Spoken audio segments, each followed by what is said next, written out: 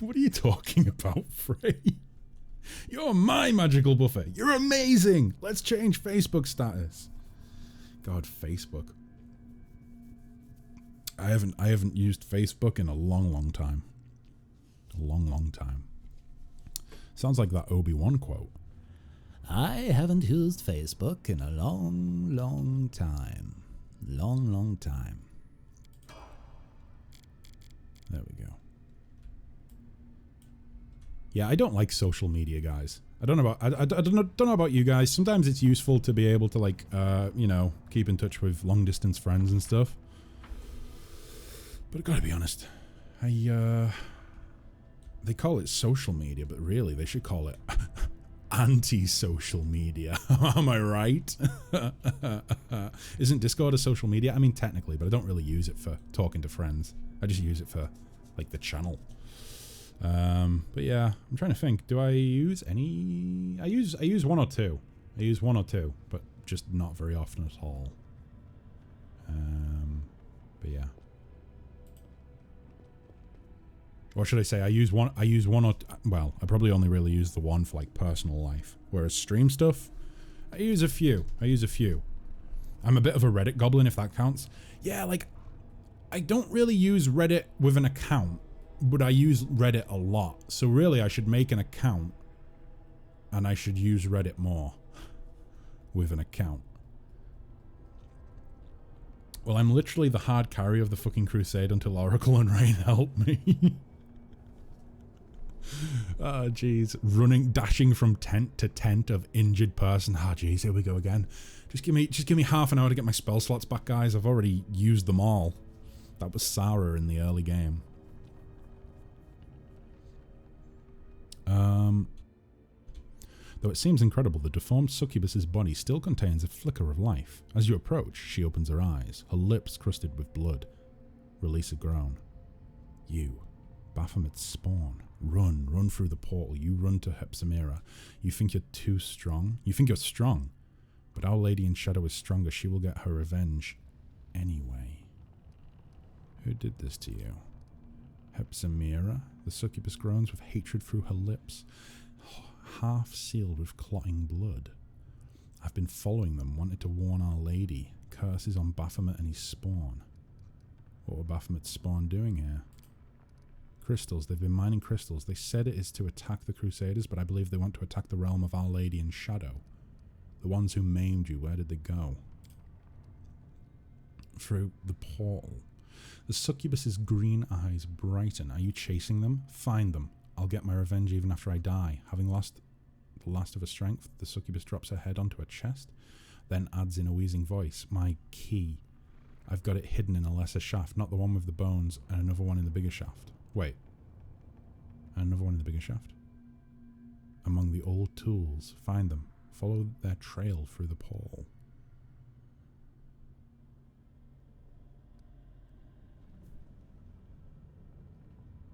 I can't, you know, I really can't.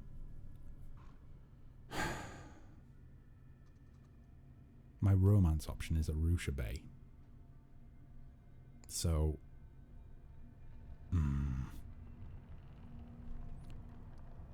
Hail the succubus. You may be a demon, but I can't stand aside and watch you suffer. Maybe this means we have an ally in the abyss. Although we do already have Minago down here. That's right, guys. I got the option to kill Minago. I didn't. I let Minago go. She traveled back to the abyss, and now she's spreading deceit, and she's spreading deceit through the ranks of the demon horde, and she's hopefully going to cause problems for them. Hopefully. She's too scared to go against me again. I have dragged her through the mud, well and truly. Let me see. I still can't believe how little people pick the healer classes. Seabass makes a good moss pottage that actually heals. Nobody wants to be support. I don't mind being support, you know?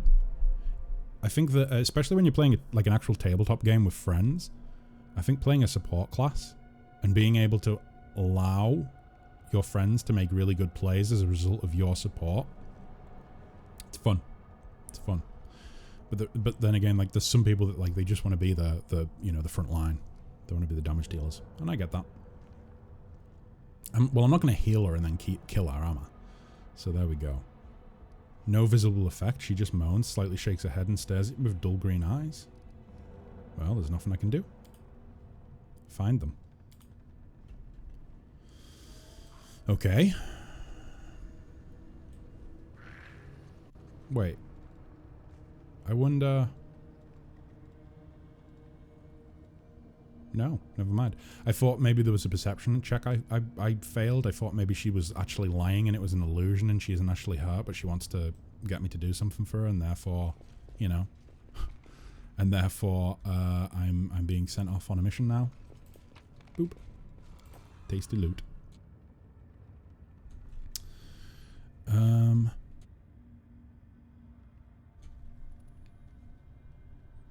But Kessler doesn't like him because he looks like a hobo. Wait, who don't I like? Who don't I like? Wait. But you'll always get credit when the party is almost dead. You'll be sung praises. Indeed. 100%.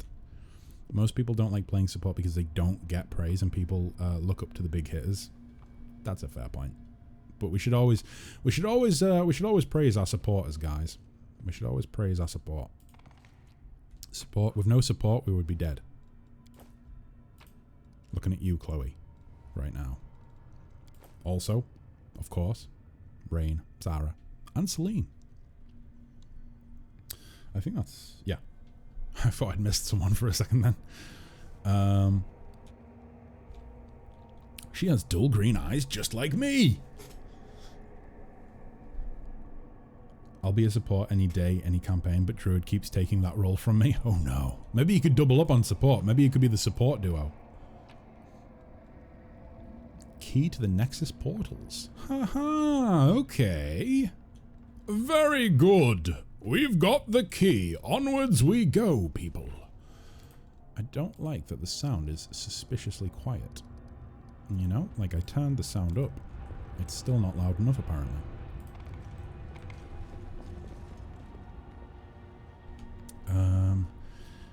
Curse those druids, Nicaea. A fart in the general direction. Is that from the Holy Grail, Fraser? Is that the French soldiers in the Holy Grail? Because I actually just watched the Holy Grail, or should I say rewatched it for like the 100th time. Although I haven't seen it in many years at this point. I just watched it on Sunday. I watched it on Sunday. But yeah, I think the French soldiers are probably one of my favorite parts of the Holy Grail. What's another good part from the Holy Grail? What's my favorite scene from the Holy Grail? The Bridge Master, the Bridge Keeper, whatever he is, the Toll Keeper, whatever he's called. He always cracks me up. Other than that, is there not another... I thought there was a way down. She said there was a way down here, maybe? Other than that, what's another good scene? What's another good scene? From the Holy Grail. Monty Python's The Holy Grail. Oh, there is. Oh my god. There actually is as well. Great. Oh boy. What about the oh yeah, the Trojan horse is a classic. The Trojan horse. Okay, and what do we do now? Well, you see, we three will wait until the cover of night. And then we will sneak out when all of them are asleep and kill them from inside the rabbit. The Trojan rabbit. Wait, you'll do who will climb out at night from the Trojan rabbit? I think it's like him, Lancelot, and Sir Lancelot and Sir Robin, isn't it? He's like, well, I, Sir Lancelot, and Sir Robin. Oh no, is it Galahad? It might be Galahad. I can't remember. Either way. And obviously those guys are still sat with the king and are not inside the Trojan rabbit. So of course they could not possibly sneak out at night. What a good scene. What a good old scene. But yeah. I like the there's quite a few subtle things in the Holy Grail, like the bring out your dead scene, where the guy's walking with the bell and going, "Bring out your dead." I don't know if you've ever noticed, but there's the noise of a cat going meow meow like every couple of seconds.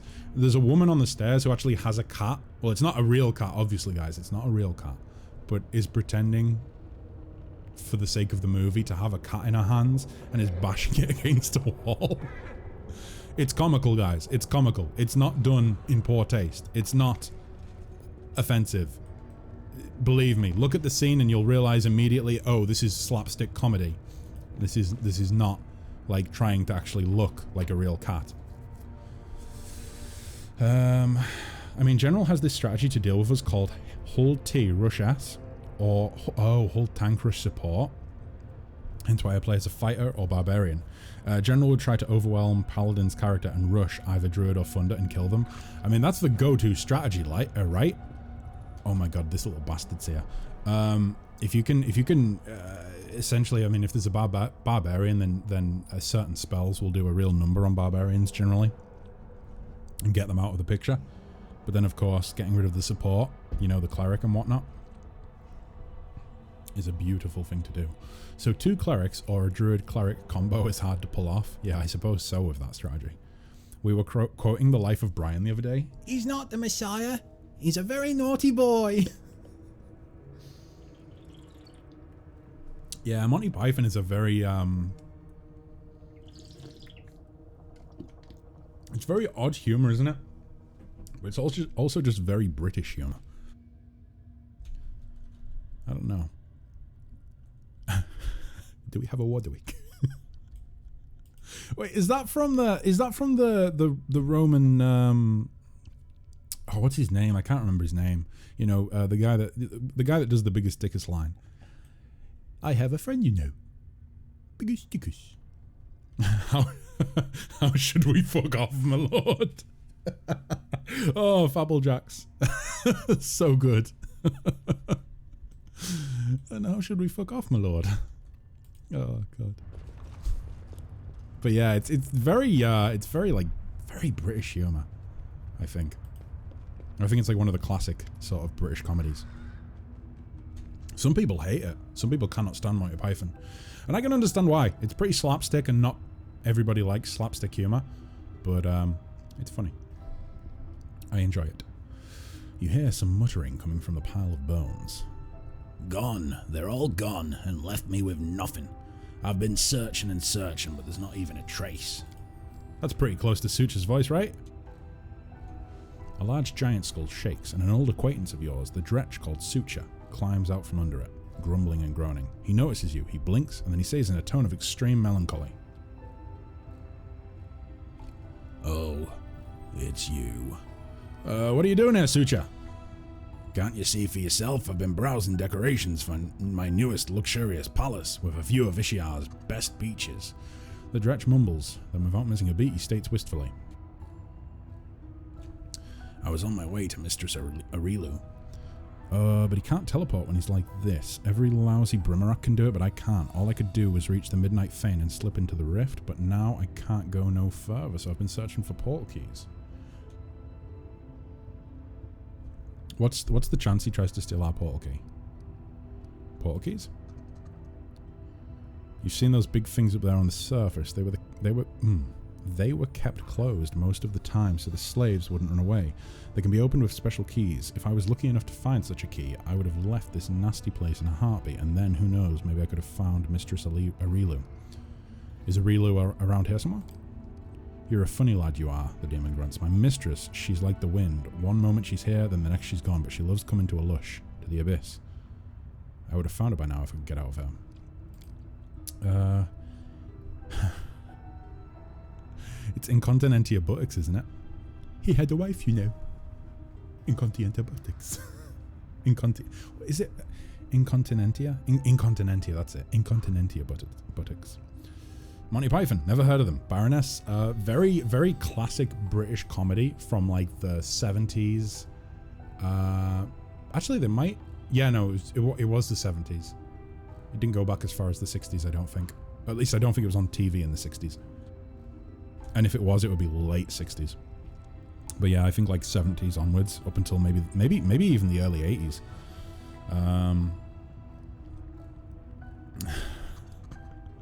We are the Judeans People's Front Suicide Squad.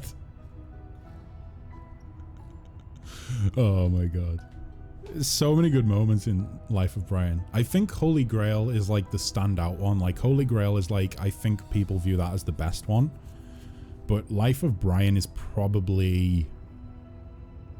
It might be my favorite. Meaning of Life, I thought was kind of lackluster. TV show was great though. TV show was great. Is that a Patrick Swayze reference? She's like the wind? Is that a Patrick Swayze reference? I don't know. I don't know. It's a little burrow dug by Baphomet's rats in the mansion of the illustrious Lady Nocticula.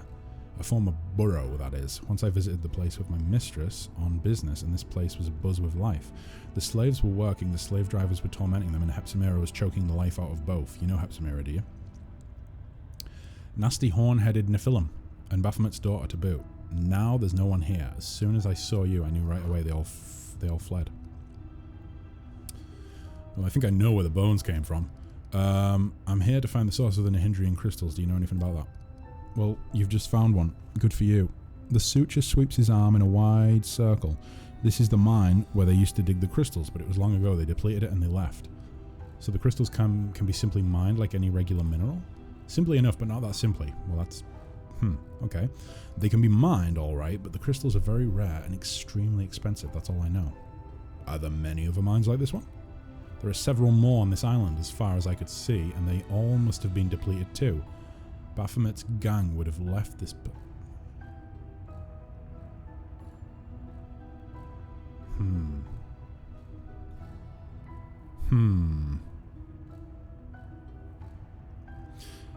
Hey, Kess, is this really the Abyss? Like, where's the never-ending fire and blood? Where's the never-ending war and battle? Where's the non-stop betrayal and scheme? This is just a quiet, dark cave. Well, I think this is a layer of the Abyss that is specifically dedicated to the Lady of Shadow Nocticula. So I think each layer kind of like, each area looks, or should I say, takes on the appearance of its overseer. And I think we're just on like a random little island off the coast, maybe, of the Lady in Shadow, or the Lady in Shadow, the Lady of Shadow, off of her domain. Is the meaning of life the skit one? Yeah, it's like, it's just loads of different skits, and it wasn't really a movie. I didn't think. I thought it was more like a... It was more like a, like just a compilation. Yeah, it reflects its ruler. Right, what I was thinking there, oh boy. There's a lot of stuff that we've been told about a lot of different things, and I could be remembering it all incorrectly at this point. But Nihindrian crystals are used to give mythic powers to demons. And Nihindrian crystals are mined. And I might have been created by a Relu. And the Nihindrian crystal mine happens to be on an island in the Abyss. And these islands apparently grew from the corpses of demon lords. So, and then there's the midnight bolts as well. And the midnight bolts can harm anything they're shot at. They'll automatically do 50 damage to anything they're shot at.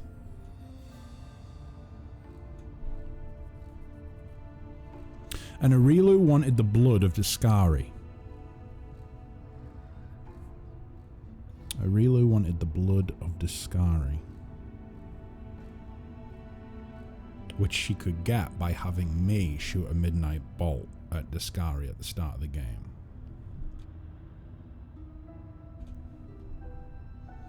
What are the chances that Nihindrian crystals are formed from Demon Lord blood. And the reason that they're mining the Nihindrian crystals here on the island that is literally a dead Demon Lord, we can see its bones everywhere. What are the chances that the Nihindrian crystals are being mined here because it's the dried blood, maybe, of Demon Lords? And therefore,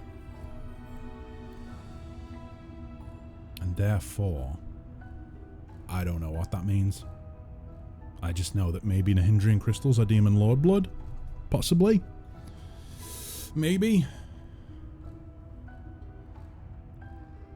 Salve quam factis hodie Kessler. Does that mean, hey, how are you, Kessler?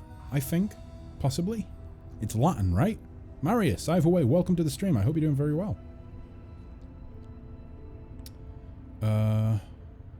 Midnight bolts are for the secret ending. It's easy to lock yourself out of it this act. There's a secret ending? Oh boy. I probably won't be getting the secret ending, guys. I think I'm probably, yeah, chances of that are quite slim. Right, so how long have the demons known the secret of the crystals?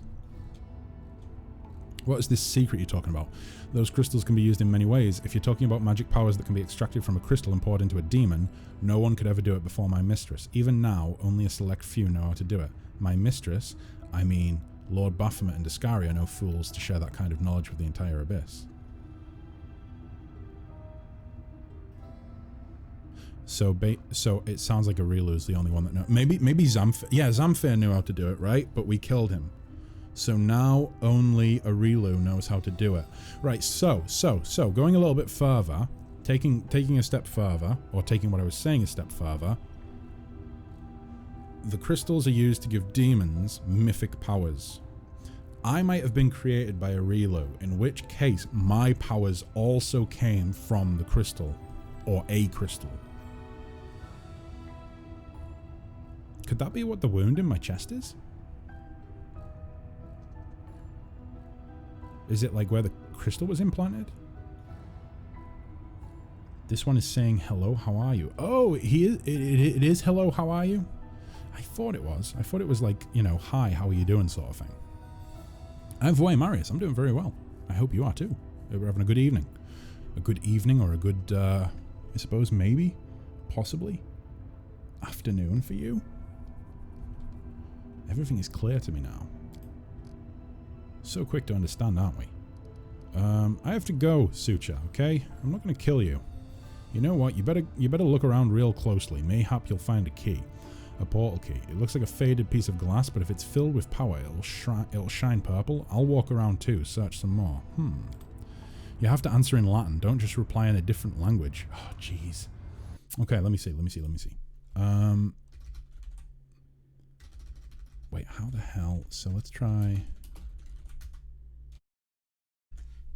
Oh god, I couldn't just use Google Translate, could I? I would have to use an actual website.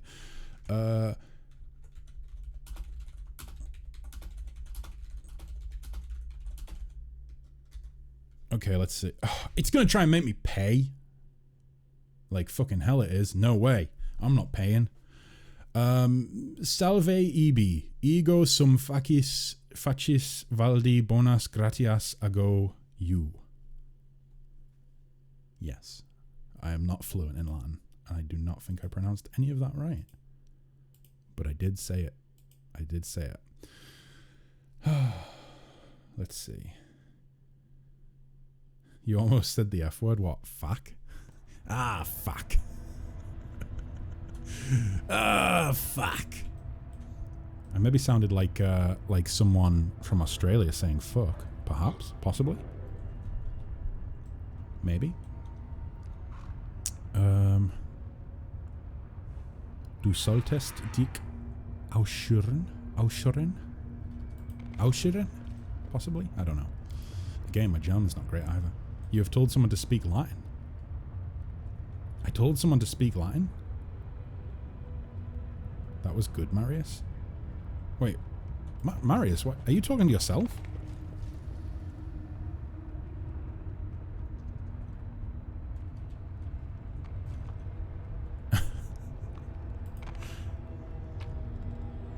Ooh, another key.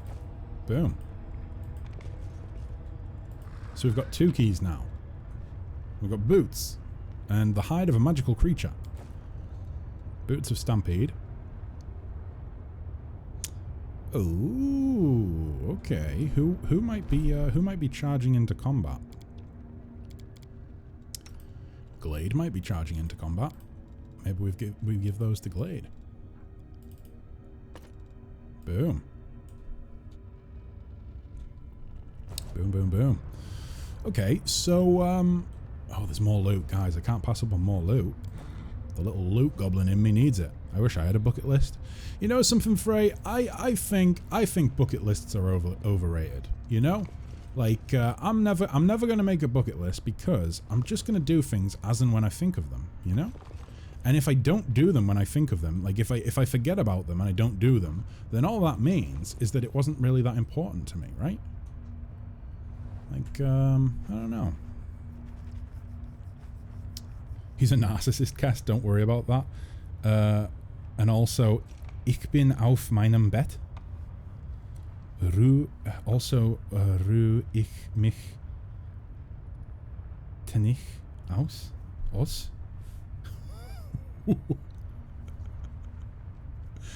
Guys, I have no idea what you're saying.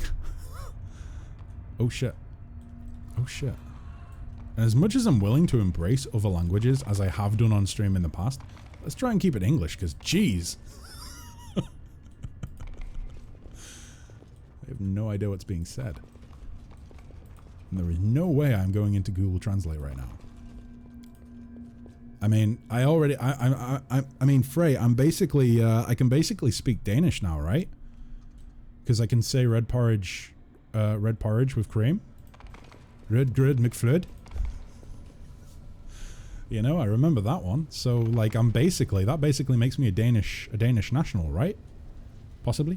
Ich habe einen vollen Stick mit Tauchenzug. What does that mean?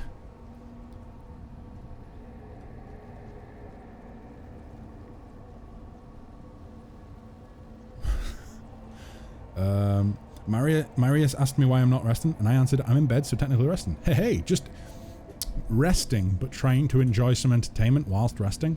How are you feeling anyways, Baroness? You feeling a little bit better than you were last week? How about Pig Latin? Oh god. To me, Pig Latin is just confusing. It's just confusing. I have a budgie with diving equipment. Did I at least say it correctly? Ich habe einen Valenstick mit Tauchenzug? Did I say it? Oh, I just went. I didn't mean to go this way. I meant to. I'm a dum-dum. I'm a real dum-dum, guys. I just got a loading screen up for nothing. Yep. Hello, we're back, people. But now we need to venture back. Boom. You need to pronounce Velencitic. Velencitic? Is it Velencitic? Ich habe einen Velencitic mit Tauchenzug. But the rest of it was decent. Yeah, I mean, I don't know. I think I find it hard to break. I think because I spent so long trying to make my actual accent more understandable to people in the UK, and deviate from my like original accent, that oh wait, I've just noticed Avu's way bigger. Can I possibly? Could I maybe? Well, that's really disappointing. I thought I could mount Avu.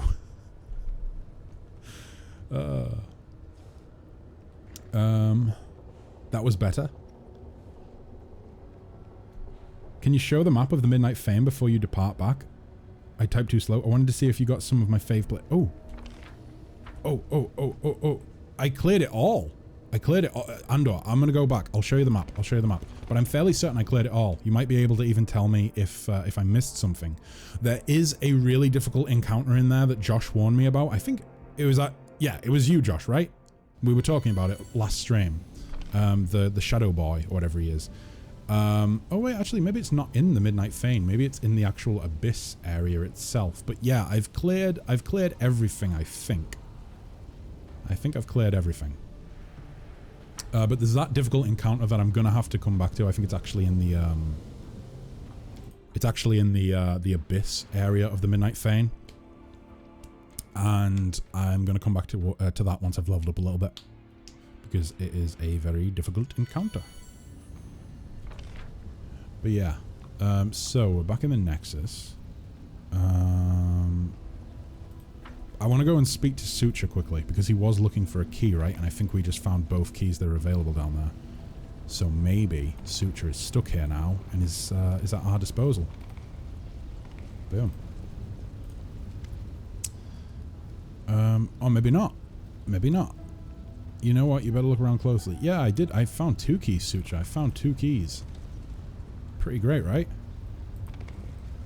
Anything else that I can discover? Real closely?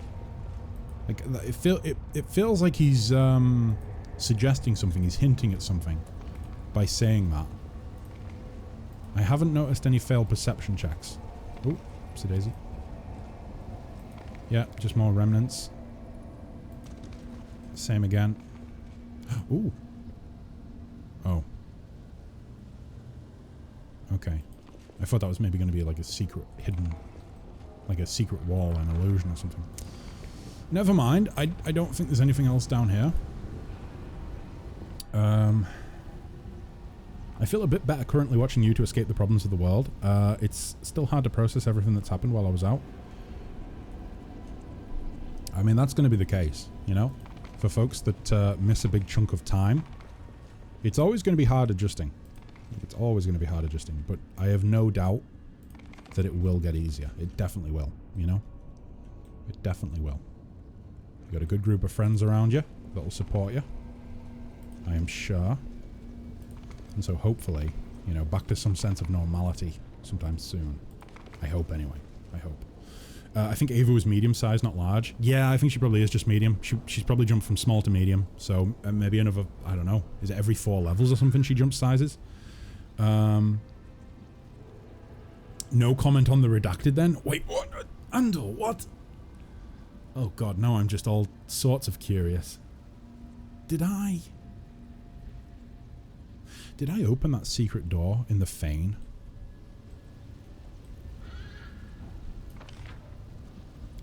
I might not have.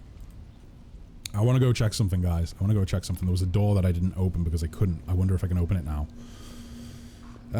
Maybe Avu doesn't want to be ridden. Respect her boundaries? Well, I mean, she's my pet. You know? Have you never like got in your pet's face before, just for the sake of it? I just want to mount, okay? In fact, I'm not even really certain that I want to mount. Right, where is it? It's not here. Was it over here somewhere? It might have been. Yeah, I think this is it here. Magical barrier. Can I open this now? Playful darkness is a pain. Nice shirt, Kessler. Have you just come home from California, or is it to seduce us, you succubus? You got me, Frey. I am indeed a succubus. I am trying to seduce every member of the stream right now, every viewer. Let me know if it's working, guys. Okay, no, I still can't open this one. Maybe that's later on in the act? Possibly?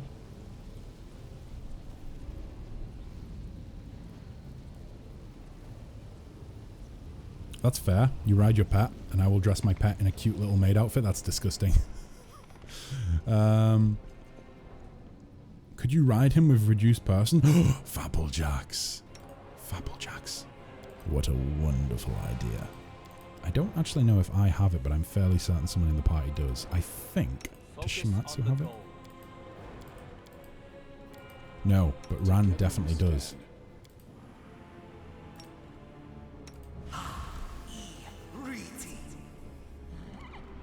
Come on, Rand. Make me small. Make me small, my boy. I desire to ride Avu. And so I shall. Holy fucking shit. Huzzah!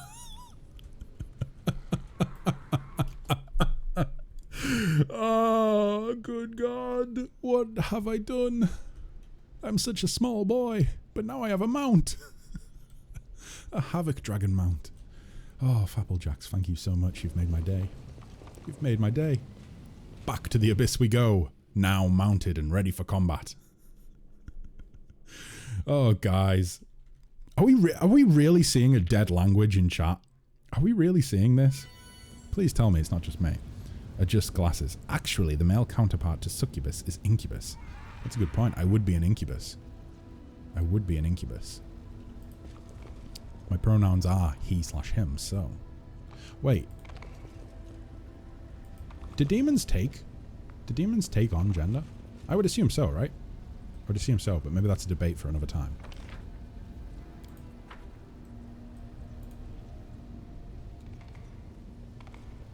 My goodness, Kessler. Listen, Nicaea, I don't make the rules, okay?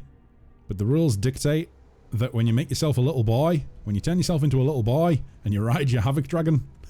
Oh my god. It looks so fucking derpy. Oh, yeah. No! It wore off. It wore off. I wish I was that small all the time.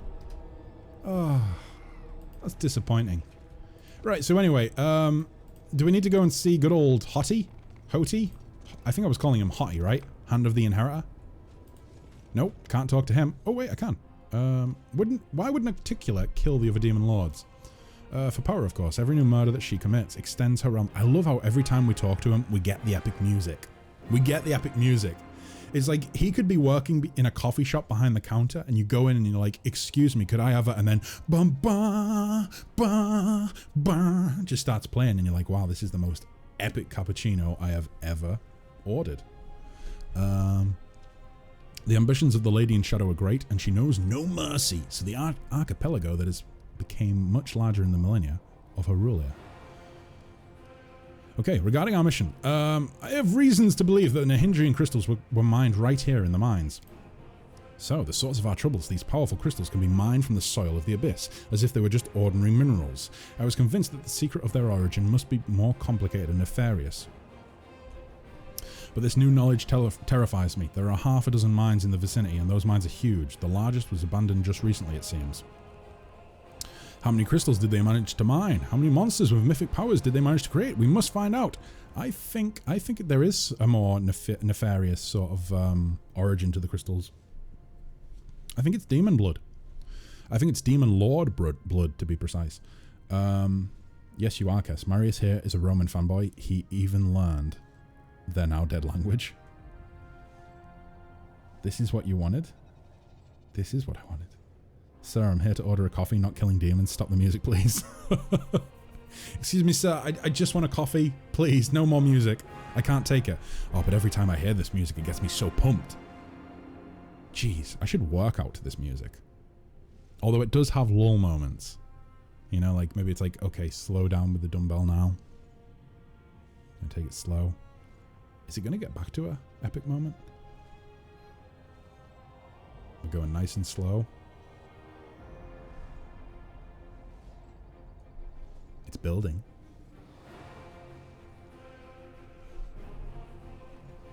I can picture it. It's going to work. It's going to work. I'll try it next time I work out. Next workout that I do, I'll do that. Knock, knock. Someone's in there. Someone's in here. Epic fan pepper. Excuse me. There's no toilet paper in here. Music kicks in. Bum, bum, bum. Please, somebody bring me the toilet paper. I need TP for my butthole. I know the name of the person who was in charge of the mines. Hepzamira. Boom. We've uncovered a lot of info in a very short amount of time, it seems like. BRB, no worries, Nicaea. Wait. If Nocticula is Our Lady in Shadow, and Nicaea is the mod who occasionally lurks and has been referring to herself as the Silent Lawkeeper, then does that mean Nicaea is Our Lady in Silence?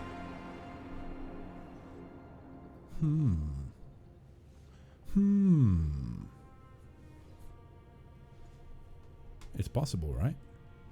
Nicaea, we need to get you to ascend to godhood. And your god title shall be Our Lady in Silence. He knows her. Yep, we've heard all that. We know about all that. Suture told us as much. Yes, now I see it. The path we have stepped onto is dangerous. You're shitting me. You're only realizing that now, Hottie?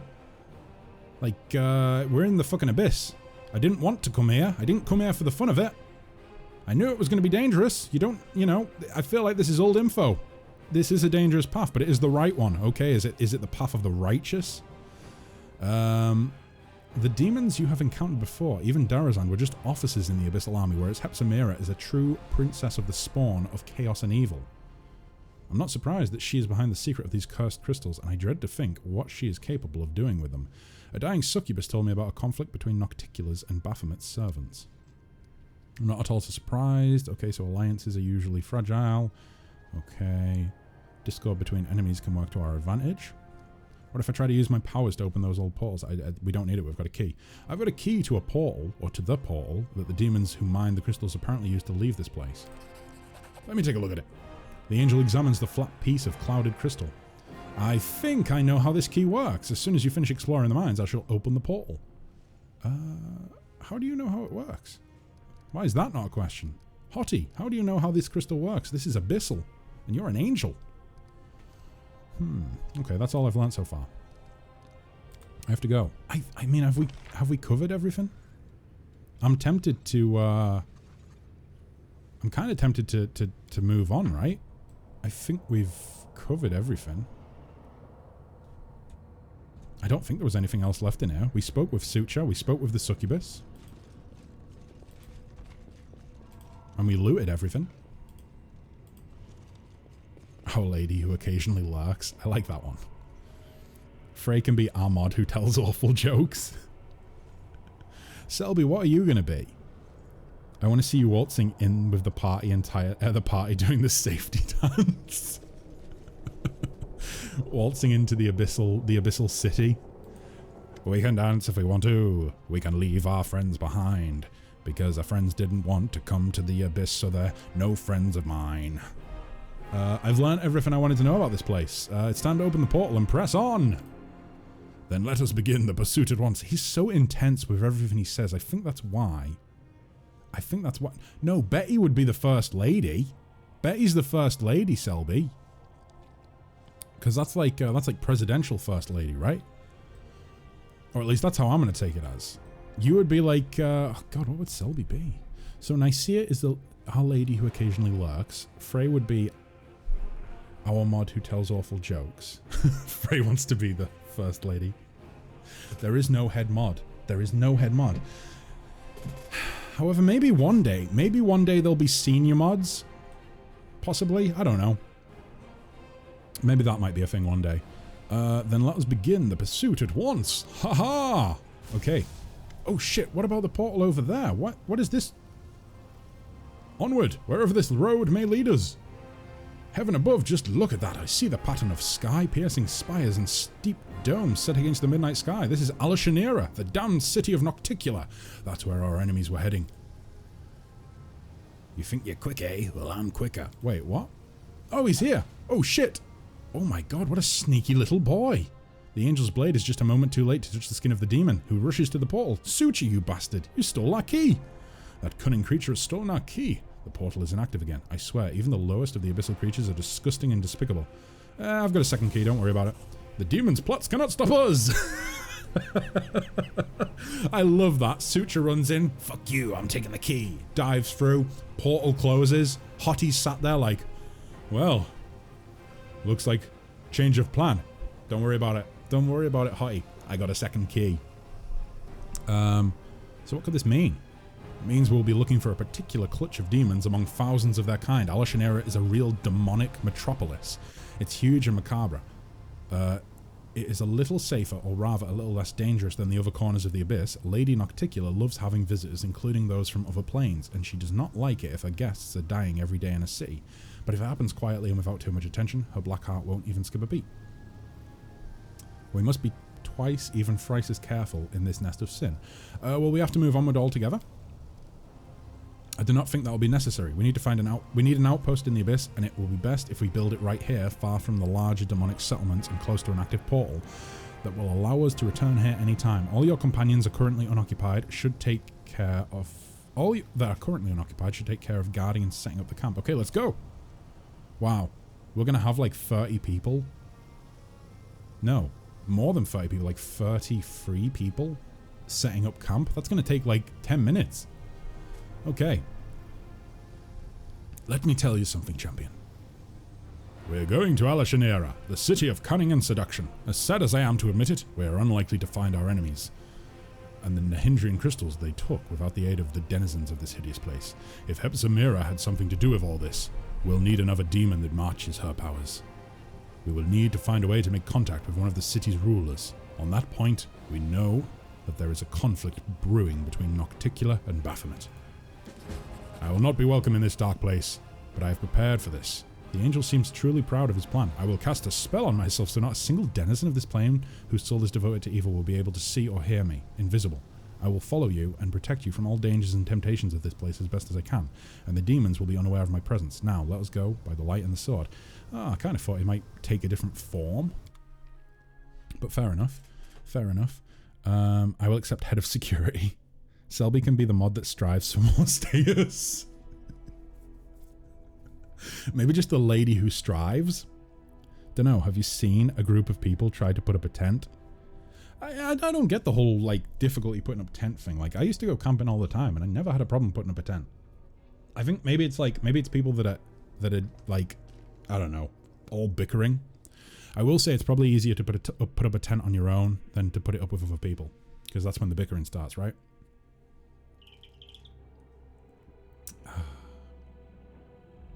Tasty.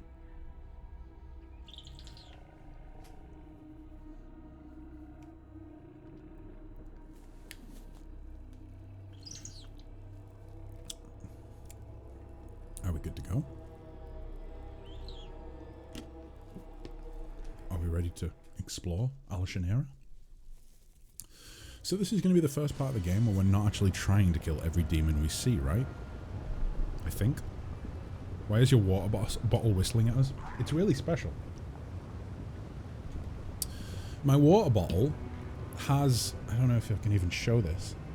So it has the hole where you put your mouth, but it also has a little hole here, which stops... Like, you know when you take a sip out of a water bottle, and you can only take so much because of the pressure in the bottle? There's a little hole above the mouth hole that stops the pressure from preventing more liquid coming out, so you can just sit and drink as much as you want. So it whistles because I'm taking a big sip. Big sip equals big whistle. It's telling demonic secrets when he drinks. Yeah, it's whispering sweet nothings in the demonic language, in Abyssal. I can do that, right? Easy. Judging by the surroundings, these are the slums of Alashanera, the capital city, of Nocticula's capital city. So, beggars and vagabonds, impossible to descend any further, except into the waters of the ocean itself where the bodies of the unfortunate are dumped. Well, no, I mean, we can clearly... Oh, no, I understand what it means now. Oh, what's this? Look, another mortal. You can't swing a dead cat without hitting one of Alashanera's guests nowadays. Oh, what? Are demons really against foreigners? Merchants, travellers, demonologists, every kind of filth. Oh, it would appear they are. Right. All just strutting around gawking. One of them approached me the other day and asked, I'm sorry, I'm lost. Can you please show me the way back to the middle city?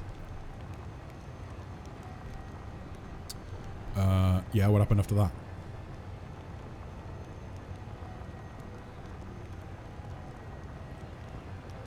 So I did. Haha, show him.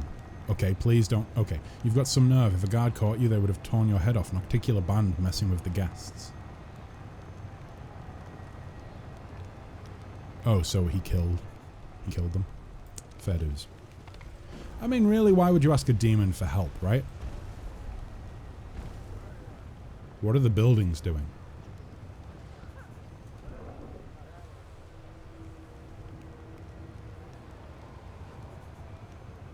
My water bottle has that, but it doesn't whistle at me. Well, mine is a special bottle that whistles, apparently.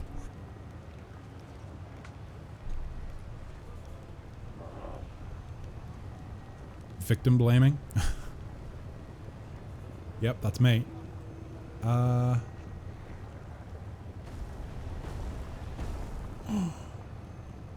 buildings... Wait, did that actually do that because I moved that? Yes, it did. The buildings change shape depending on where I move the... Oh, I don't like that. I don't like that. Try drinking from both holes at the same time. You never drink from both holes at the same time. That's not something you should do. It's bad business practice to drink from both holes at the same time. Stop it, okay? I know somebody's filthy mind is working away right now. Just stop it. Stop. Question, Kessler. What is the thing that your players did that makes you go, what? Why? For me, it's when Glory asked that she wants to change the race of Esther. For me, what's the one thing that makes me go, what? Why? Oh boy, there's a number of things that I've experienced like that over the years. I think that the biggest what, why thing, my players once tried to make an explosive arrow out of a fountain pen and a bag of flour. And I should have said no. I should have said, what? That's ridiculous. How could you couldn't possibly make an explosive arrow out of a fountain pen and a bag of flour. But I didn't. I said, well, how do you want to, like, how are you going to try and do that? Explain it to me. And they said, well, we'll empty the fountain pen and take the ink out of it, and then we'll put the flour in it. And then they said, because flour is flammable, right? Because the Great Fire of London was started by flour. And I was like, well, no, it was more by flour dust than the flour itself. But yes, it was flammable. I wouldn't say it was explosive, though. Okay. So bear with me, right, Kessler? So we're gonna try and get some of that flour dust and put it inside the fountain pen and then attach it to an arrow, and that will make it an explosive arrow. And I said, okay.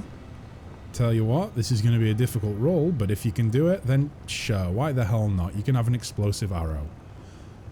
Go ahead and roll. I think I made them do a dexterity check. I think it was a dexterity check. Because there's no tinkering check in 5th edition, is there? I think a tinkering check is generally just a dexterity check and then plus certain skill modifiers, right? But I think it was just a base level dexterity check that I did in order to see how dexterously they could sort of fill this fountain pen with flour, with the dust of flour. And I rolled a fucking nat 20, so they got an explosive arrow from a fountain pen and some flour dust. The worst part is that it happened twice. Ding dang damn. Level 14 MacGyver initiate. Yeah, I know, right? I know. And when you've got a full group that think like that, boy, does it keep you on your toes. Isn't that pollen? No, like flour is in flour that you would make bread with. Flour that you would make bread with. Finding your way around Alashanera. In this strange abyssal realm, space itself sometimes behaves in weird, unexpected ways. By turning the camera due south, north, east, or west, you can change the city. That's annoying.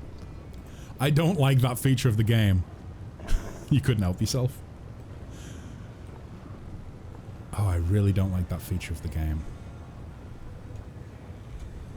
For those of you who have played like this, like at this point you've played through Pathfinder, what do you think of this feature? Because personally, I think it's going to be my worst nightmare. Ooh, Arcana. The abyss is chaos and everything in it is constantly changing in both appearance and nature. Even the architecture of the city is in constant motion. Why is this the guiding principle of its design? Oh, this is the guiding principle of its design, sorry. Okay, so now if I do that...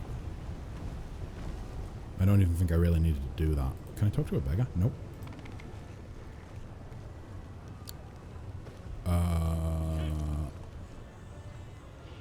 Okay. Got some loot. Oh, what did I find? What did I find? Glade? Was that Glade that got it? Glade spotted a trap. The trap is up here on a roof, like 40 feet above us. Glade, those are some good eyes you've got. Jeez, Glade, that perception check. Holy fucking shit. Her modifier is a plus 25 and she rolled a 16. She rolled 41 on her perception check. And it was to see something up here. Okay, okay. Sounds great. Wow. Fair enough. Apparently that's the way it works in the Abyss. The first time when she wanted Esther to be an elf, thankfully the person the party is chasing was a wild magic sorcerer, so you know that can make sense. The second time was harder because none of the encounters or enemy had the ability to change the race of the character, so I made a villain called the Time Fuckery Demon, so he cast an unknown spell that brought a person from another timeline to the current... Oh, so it was like playing around with like the multiverse. So Desmond cast the spell at Esther, and it changed the elf Esther to a tiefling one from another timeline. Oh, I see. Wow, you are. I normally tend to, like, if a player's really not enjoying the race of their character, I tend to be kind of, like, open with that. And if needs be, I'll just retcon it, you know? Like, oh, you've always been that race. Don't worry about it. But if there's a way that I can make it tie into the story, then I'll do that, you know? Like, it could be a curse, or it could be, you know, some gods playing, like the god of trickery playing tricks. I don't know. Something like that. Oh, so we're now up a level. Oh boy, that's not good. Shimatsu, please. Ascend with us. It's going to be real easy to loot. Where am I at? Why am I back here? Oh, this is going to be a fucking nightmare, isn't it? The party is gonna get split up so often because of this dumb mechanic of having to turn the camera to... Jesus. This is my least... This might be... I might like this less than I like Crusade mode, and that's saying something. Can I... Yeah, okay, I can go through there, okay. Geocot? Geocot. Ooh, a sturdy looking door. Covered with frightening carved pictures. And we can attempt to pick the lock. Let's try and pick the lock. I'm eternally thankful for that. I'm not mad enough to do it. Oh, Esmond, I believe in you. I think Esmond could have done that if he rolled a bit better. So I think we're going to go ahead, reload, cast guidance. Maybe another buff on top of that. See how it goes. That's your last race change, by the way. I'm not allowing another one. Ding dang down. Yeah, I would try and limit the amount of changes that are made, but at the same time, I think that like the first 8 levels, well, not even 8 levels, probably like the first 4 or 5 levels of the campaign, I would kind of I normally treat that as like let's see if you enjoy this race / character, or race / class, should I say. And then after that, it's kind of like more set in stone. That's generally what I do for newer players. Or people that haven't played that race or class before.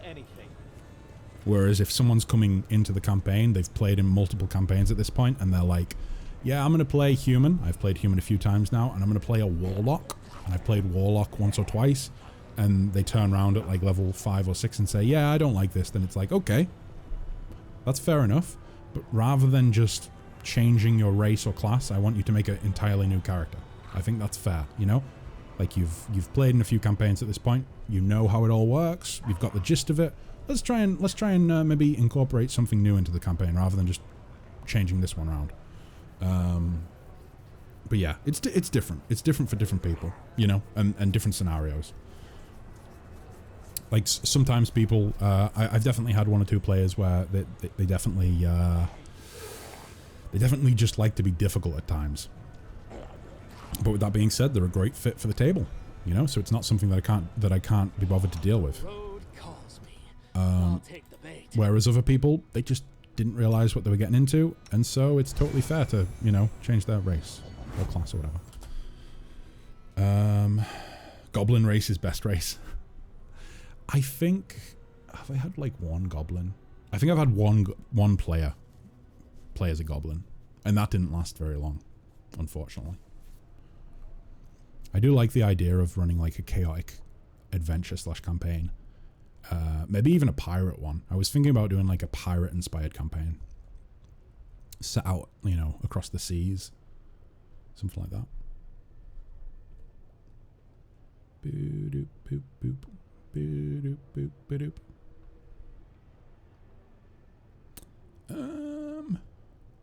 Let me see.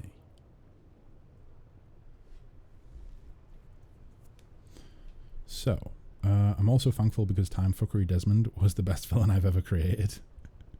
And it was just for a race change. Sometimes, like, I don't know. I do like spur of the moment villains. I think that being forced to improvise something quite quickly can often be like the most enjoyable part of playing. Lizard folk is Goblin Caster with bonus action disengage. Yeah, that's a good point actually, guys. If you could pick one race and one class to combine, and that would be like your favorite, let's say, what would it be? And let's go with 5th edition rules, so we're all on the same page. Or, alternatively, if you're a Pathfinder player, give me a Pathfinder class and race as well. Although I will say my knowledge of Pathfinder is substantially less than 5th edition D&D. Even though they should both kind of have the same fundamental mechanics. Right, so you have guidance cast on you. I'm never wrong. I feel as though...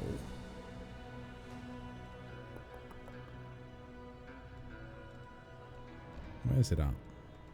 Actually, it's a spell, isn't it? It's not a 6th, it's not a 5th, it's not a 4th. Ah, yeah. I need to rest. Damn. Our time has come. Ding dang dam.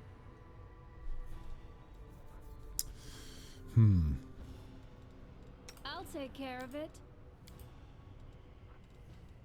I don't know if Chloe has any...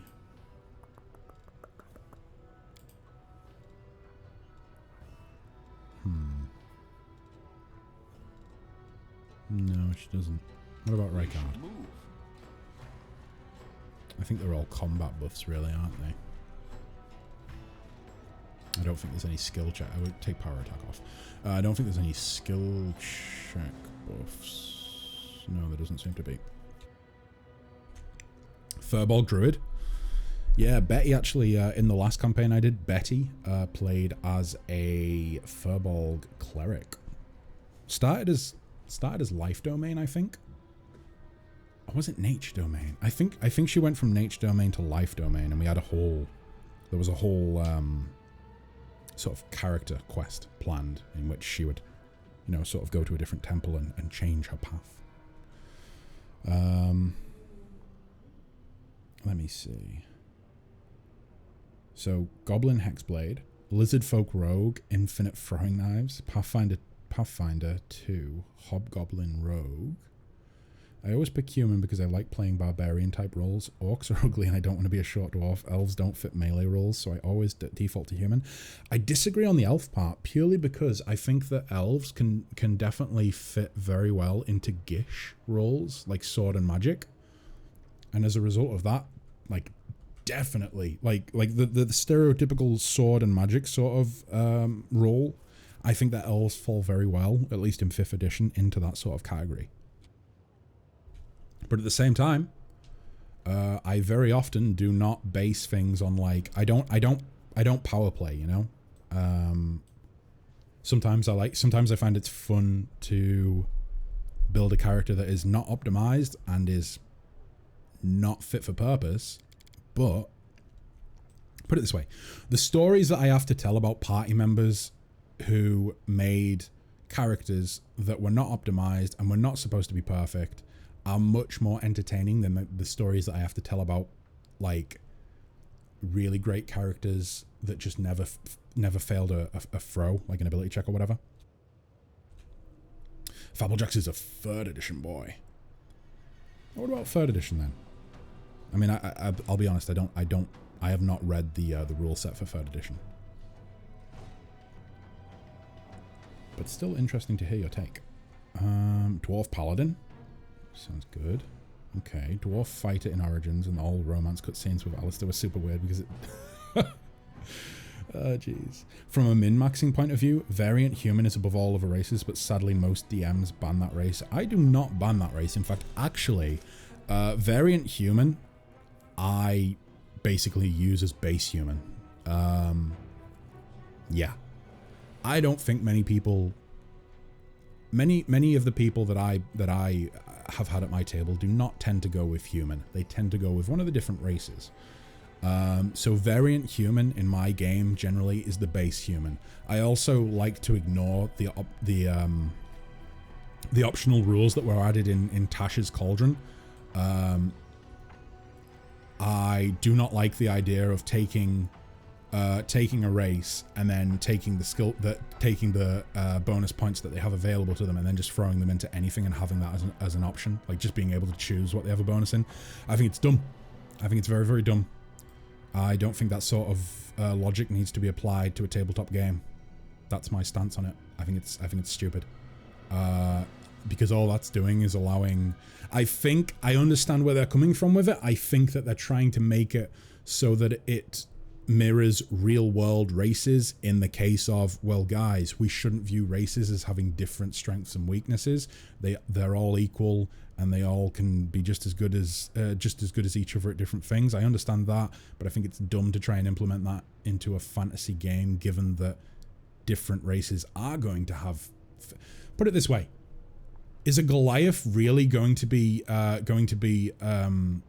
as oh no, let me rephrase that. Is a gnome going to be as strong as a Goliath? Really? Really? Is a gnome, a base level gnome, and let's say a base level Goliath, are they going to be at the same comparative strength? No. No. So why would a gnome's strength bonuses, or why would a gnome's bonuses go into strength, whereas this Goliath's would go into, like, they might choose to put it into intelligence or something? I don't know. I just think it's dumb. I just think it's dumb. Shadevar from Forgotten Realms. Wait, Shadevar? Shadevar. The term Shadevar meant of the shades. Or is it Shadevar or Shadavar? Are they like... What are they? So, 1700 year exile from Toril. Or Toril.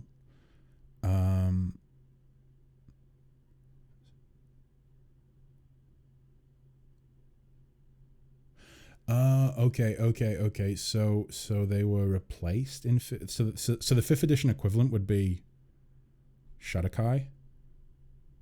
Is that correct? Boy, oh boy. I have to say, I do love when people bring up things from older editions, because they have... the artwork for the older edition monster manuals, I think, is inherently better than the 5th edition artwork that you find in the monster manual. Also, some of the lore that surrounds the races from those earlier editions is just much more interesting to me. Much more classic fantasy, rather than trying to mix fantasy with like the Wild West, which I think is what they tried to do with 5th edition. Like if we look at Lost Mine of Phandelver, and like if you look at those beginners sets for 5th edition that they released, every adventure in them seems to have some sort of strong Wild West theme. Like it's like rather than being typical European fantasy, which I like the tropes of typical European fantasy, and I'm not really a fan of mixing like cowboys and cowboy hats and what, you know, things like that into it. I think it kind of, like, if you want to do that, feel free. I just think it's kind of weird, you know. Maybe this is because I'm a European, and so that's like kind of where my interests lie. Boop, boop, boop, boop, boop, boop, boop. Elf, Eldritch Knight, or Blade Singer fit very well. Yeah, they do. They do. Typical Gish. Casting spells are for nerds. I only smash. Pathfinder equals D&D 3.5 edition. Yeah, I mean, basically, right? I mean, 3rd edition came out. I think it was 3rd edition came out. I think Pathfinder was the answer to... Was it the answer to 3rd edition, or was it the answer... No, it was the answer to 4th edition. 4th edition came out. People didn't like it very much. Pathfinder was created to answer that. 5th edition came out, people loved it, and I think they deviated. I think Pathfinder definitely has a smaller player base than D&D, right? Especially now. But apparently 2nd edition Pathfinder is really, really good.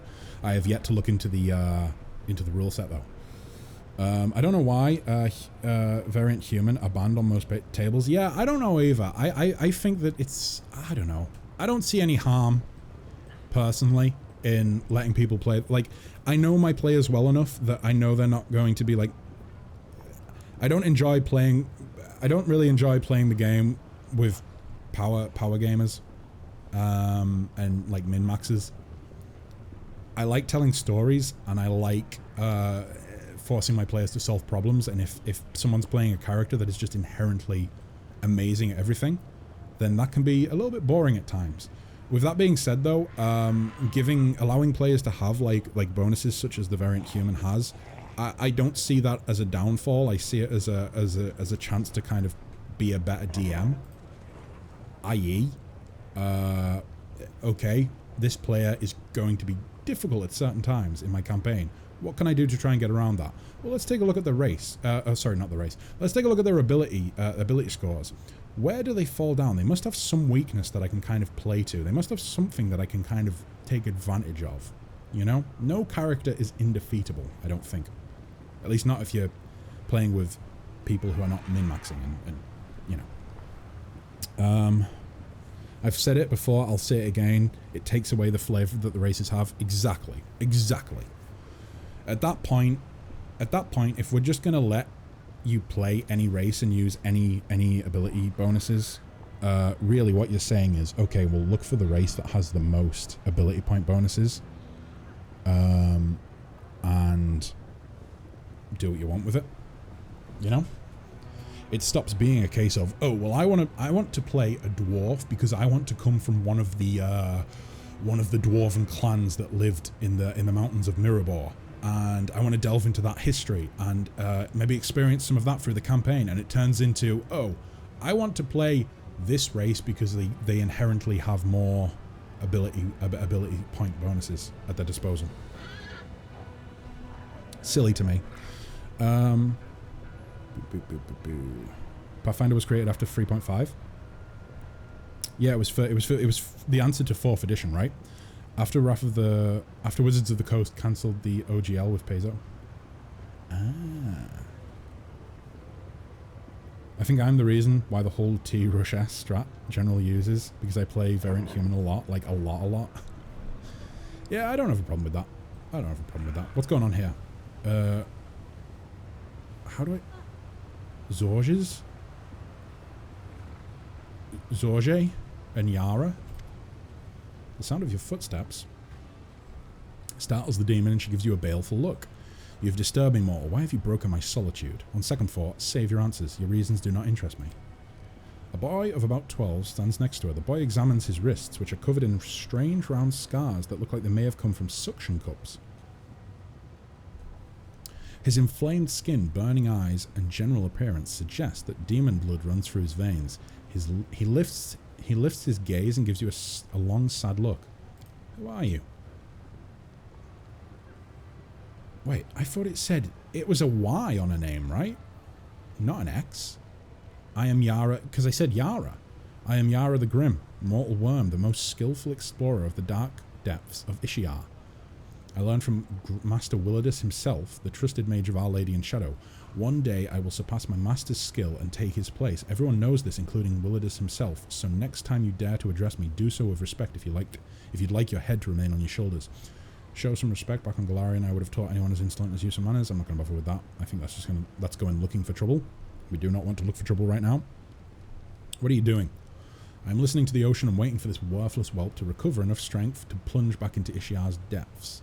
What a shame that I cannot walk its paths myself. How ironic that the most coveted mysteries are revealed to the most pitiful of creatures, mortals.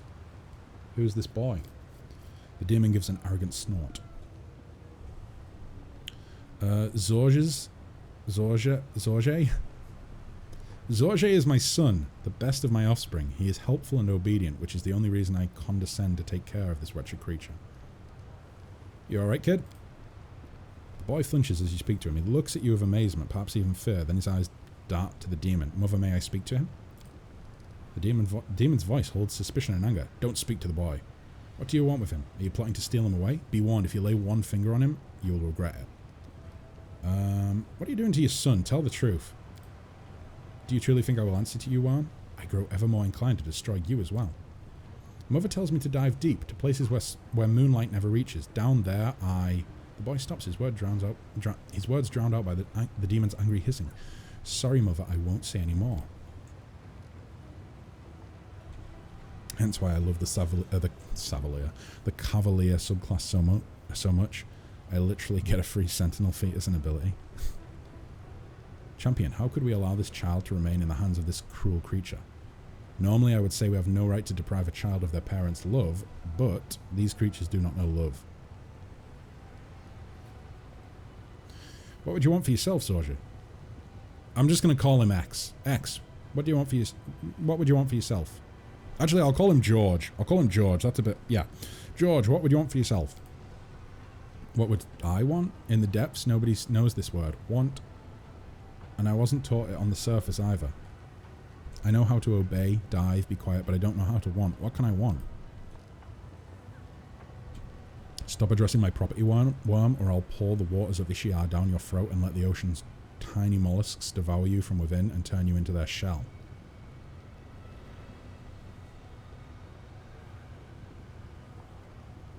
Taking a child away from a bad mother is not a crime, but rather a good deed. Be gone. The demon looks you over, and the confidence in her eyes fades. She shrugs. You want to take the boy? I don't care. He's yours. I won't fight over a trifle like the life of some mortal spawn, especially since it's nearly exhausted its usefulness. Take him and do what you want with him.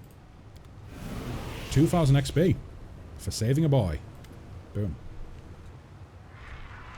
The boy you saved from his wicked mother gives you a look that is both sad and mature beyond his years. I sense a certain darkness within this youth, hiding deep inside, yet he himself is not evil. His soul is pure and kind, as a child's soul should be. The boy is silent and focused, as if he too heard the voice of the hand. And he suddenly responds, does this spirit speak the truth? Is there really darkness inside me? But how can I carry evil in me yet not be evil? His gaze pierces you as if he wants to say something else but reconsiders at the last moment. Can you see the hand of the Inheritor? Or can you hear the hand of the Inheritor, should I say? Yes, he glows, and he's not evil. I think I like him. But I feel there is an irreconcilable... I wasn't expecting that sort of language to come out of a child. There is an irreconcilable conflict between us. It is unfortunate. So this child can hear and see me. He's not evil, nor is he a sorcerer, a mage, or a wizard. He wields no spells that could reveal the unseen and carries no such spells cast by someone else. He just sees. What powers does this youth possess? Who are you? Mother named me George. I am a creature of her making, and until recently I was a creature in every way. I had many brothers and sisters, but none survived her research, so I was the only one left. Now my mother is gone, I don't know who I am. Am I George? But that name means nothing. It was whispered into my mother's ear by Ishiar, so who am I? Boy oh boy, guys. Who is the child? Tell me about your mother. Her name is Yara the Grim. It was definitely spelt with a Y when we hovered over her name. Definitely. I'm like 99% certain. Yara the Grim. She used to be a pauper. A diver who collected what Ishiar had taken. The ocean has no floor, so she recovered whatever hadn't sunk too deep. But those bounties were so generous, or as generous as Ishiar is harsh. No one knows the ocean as well as she did. She knows the safe passages and she guides ships, swimming at half speed so they don't fall behind. Wait, so she can swim faster than a ship?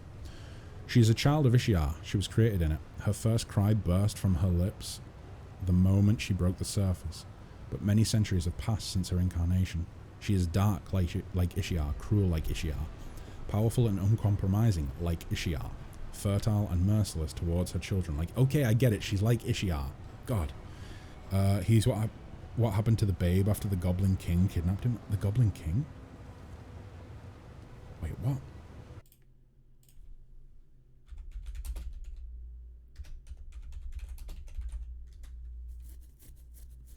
Oh, okay. Labyrinth. I did immediately think David Bowie, But then I was like, wait, is that right? Is that the right thing I'm thinking of? That's what happened to the baby. Not a Labyrinth fan. I'll tell you the truth, Fabblejacks. I actually don't know when I watched Labyrinth. I know I watched it when I was younger, but I don't know when, and I don't remember it. So maybe I didn't, but I have been told multiple times specifically, oh yeah, you watched Labyrinth when you were a kid. We had it on VHS. So maybe it just didn't leave a lasting impression in me. On me, should I say? In me? On me? Maybe I do not have Labyrinth inside me. That's what I'm trying to say. But yeah, I remember David Bowie. But everything else, no. Maybe that's something to add to the watch list. Do you think I could get away with watching it now that I'm an adult? You know, I have a beard now, so maybe Labyrinth. It left a big impression on you as a kid. Maybe it left a really negative impression, and I've locked it away in the back of my mind. What magical experiments did Yara perform on you? Kessler's heart is hollow. I mean, maybe not hollow, but maybe made of stone. How could you forget that codpiece? Now I need to go to Google. Codpiece? David Bowie. I know you're referencing Bowie, because of course it's Bowie's character that would wear the codpiece. Of course. David Bowie, Labyrinth. Can we get a full image shot of David Bowie? I mean, he doesn't seem to be wearing a codpiece in that shot. Come on now. Google. Oh, yeah. I see it. I indeed see it. Oh, the funny thing is, it's actually someone dressed as David Bowie in it that's wearing a codpiece. If that's anything like the codpiece that is in Labyrinth, then that's an interesting design choice. Interesting outfit choice. Boy oh boy. Boy oh boy. Well, I can't unsee that now. So we go to the shortish. Yeah, she'd feed me potions and force me to dive deeper and deeper each time. By the time I was 8, I could dive so deep the water pressed on me from all sides and my body no longer wanted to ascend. I had to stay there as long as I could, so we can breathe underwater. Then I'd come up, my nose bleeding, and sometimes my mouth and ears as well, even my eyes. Oh, so that's from the pressure of the water, I'm guessing. The next day, Mother would make me drink a different potion and then send me down again. It was so dark down there, I could feel the touches of strange dark things. Sometimes their vibrations reached me, as if they were communicating with me. On those days, I vomited black slime. Oh my god, it's like one of the great old ones, right? I tried to hear their voices, but I never had enough time. Mother would be furious, beat me, brew a new potion, then make me dive deeper, stay longer. The last time, I spent 7 hours in the water. There were so many vibrations, they enveloped me. I then realized I am neither food nor an enemy, though I have the blood of the enemy in my veins. What does that mean? I don't understand. It was a little boring, so I imagined I was a giant octopus floating in the deep, waiting for prey. I'm afraid no one else will tell you more about me because you angered my mother, and she is vindictive. So what are we gonna do with you now? I'd rather not go home, and I have nowhere else to go. What do they do, those who have nowhere to go? I don't know, maybe I should live in Ishiar.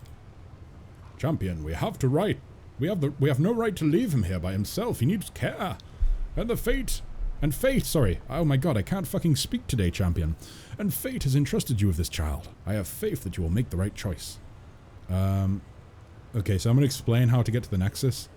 You'll find refuge at my camp if you so choose. Thank you for not deciding for me, but granting me the right to choose. Others have not done this, and so I will accept your invitation. Whoa, this kid is so mature beyond his years. The little one is now safe in our care. Neither his cruel mother nor a remorseless kidnapper will cause him further harm. I'm glad we share a belief that children should not be victims of such evil. I'm certain young George will be better off on Galarian. And now, from now on, he'll be known as George. Did you just adopt a son? Did I just adopt a son? Oh, I don't know if I'm ready for that responsibility. Can I give him back? Where's his mum gone? We'll go find his mum and give him back. Hello, Yara. I don't want the boy anymore. In fact, I never wanted him to start with. I just thought you were being a bit of a bitch, you know? Quick, they'll swing this Yes, Esmond. Yes. You really are fucking crazy, you know that? I stand ready. Let's go ahead. Let's reduce person. Let's shake a leg. Which should take his dexterity up, therefore increasing his thievery. So at this point, he now has... Or trickery, sorry. Plus 21. And I think it was a 4... Oh, it's a 40 DC.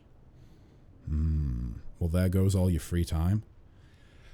No, I mean, like, Arusha Bay can just be the stay-at-home mum. Like, we never take her out adventuring. You know? So she can just be stay-at-home mum. Welcome to the crusade, kiddo. Here's a sword, here's a shield. Please don't vomit black slime on us. Don't be bringing any of that great old one shit to our doorstep, please. Right, let's try it. Quick save. Okay. Boom. I'm not mad enough to do You son of a bitch. By God, you son of a bitch, I know you can do this. I know you can do this, Esmond. You've just got to roll a 15. In fact, actually, I think it's more like a 14 because you've got guidance and reduced person on you. Maybe taking off your armor will help as well for the time being because I believe you're maxed. You might have a max dex. Let's try it. Boop, boop, boop, boop, boop. Where you at? Where you at? Where you at? There you are. Oh no, you don't even have armor on. So yeah, your dex is plus 6. Can we do anything to raise that up a little bit more? Plus 8. So 30. Oh no, 23. This might work. This might work. Another quick save. Okay. I'm not mad enough to do Are you fucking shitting me? Why are you rolling so bad, Esmond? A 7? You can do better than that. I believe in you. In Baldur's Gate the other day, I used 3 sets of Thieves' Tools and 1 inspiration roll to open a chest, and it had 24 gold in it. I got pretty lucky on one of my my little test runs of Baldur's Gate 3. I gave Shadowheart... Was it Shadowheart? I think it was Shadowheart. I don't think it was Astarion. I gave Shadowheart some Thieves' Tools, and we unlocked... You know the dungeon door on the beach? Unlocked that on the first go. I think I got it like a nat 20 and unlocked it. Shouldn't have been able to do that with the cleric, but it worked. I did it. There we go. The Rotten Guttery. Well then, to the Rotten Guttery we go, guys. Shadowheart is surprisingly decent at thievery. I mean, you were saying earlier on about Shadowheart being not great at her, like, cleric role. You should have tried her in the earlier build. She was absolutely terrible. There we go. She was like the worst cleric I've ever encountered. I think it was because her wisdom was so shitty. They changed her stats around like 2 or 3 updates ago. 3 updates ago, I think. Like 3 major updates ago.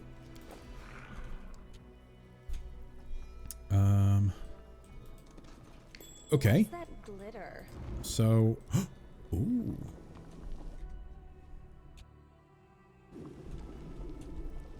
What's going on in here? That is quite a discovery. Oh, oh, oh. There's a trap. There's a trap. There's a trap. There's a trap. I'm not mad enough to do Come on, you can do it. No. Esmond, that's disappointing. Why would you do that? It didn't hurt too much, though, luckily. But there is still a trap. Oh, he's still... Oh, sweet. Oh, where's the trap? Gold, it's mine. Slay living, fortitude save. Wow. I didn't realize we'd even walked into the trap. I thought the trap was... I couldn't see it on the floor. I could see the line leading to it, but I couldn't see the trap.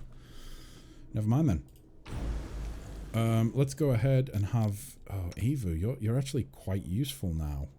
Let's have the stealthy boy try and go and disarm the trap. Secrets can escape my prying gaze. Come on, Esmond, you can do it. Maybe I should have cast guidance. Mad enough to do it. Yeah, probably should have cast guidance. Oh boy, who do I send? Evu, be the meat shield. You can actually reach it without going into the trap. That's amazing. Demon Slayer soup? Yes, please. And a first aid kit.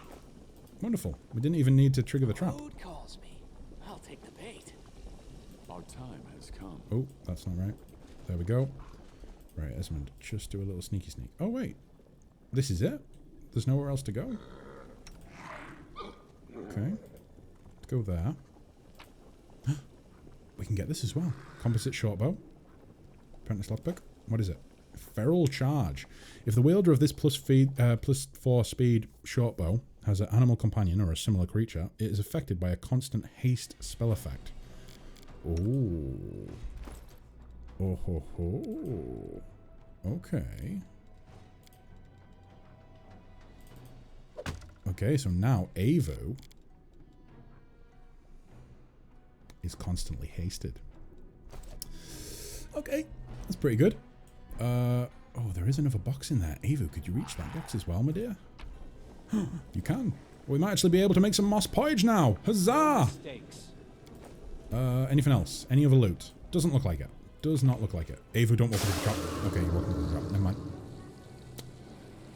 Esmond, you can stop sneaking now. You're in a dangerous place. Run, Esmond, run. Go on, Esmond, run. Well, that went about as well as could be expected. Question. If you have a flaming sword, does Ascendant Element apply to it? I don't think so. I think does Ascendant Element not only apply to spells? Let me read the literature and see. Boop, boop, boop, boop, boop, boop, boop. You choose one energy type, acid, cold, electricity, fire, sonic, or negative. The damage of that energy type you deal can no longer be prevented or reduced by energy resistances or energy immunities. This bonus works on any damage you deal with any damage that we deal. So yes, it would work on a flaming sword, for instance, if you had the ascendant element fire. Haha. I think it should, anyways. Maybe we can ask one of the resident Pathfinder gurus. Maybe Josh, maybe Andor, maybe one of those guys will know. But I think, like, reading that there, it specifically says any damage that we deal. So I would assume it means weapon damage as well. However, like thinking logically, I immediately assume, oh well, it means spell damage, you know, from spell casting.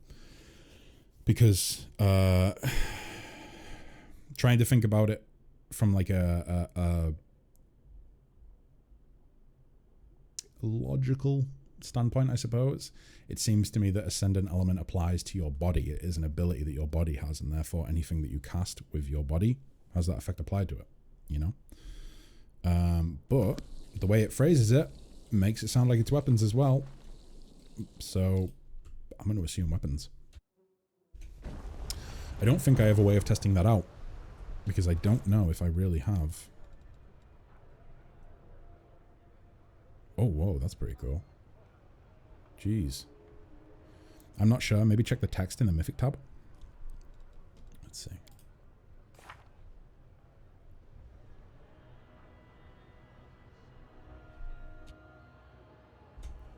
Yeah, just the same text as what we got in the character tab.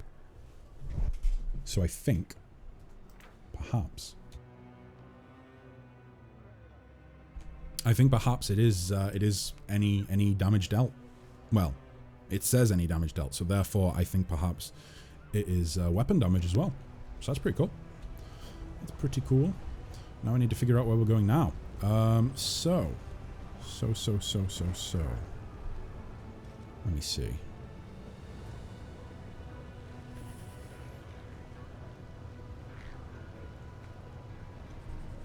Thunderbow. Now I'm reconsidering what element Esther should be.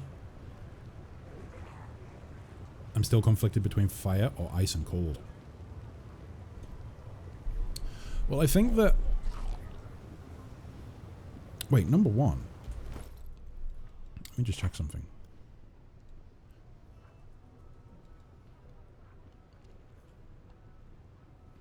They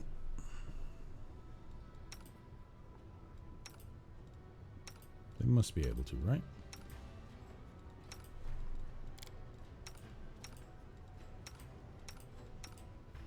This might be a dumb question. But can mercenaries take Ascendant Element?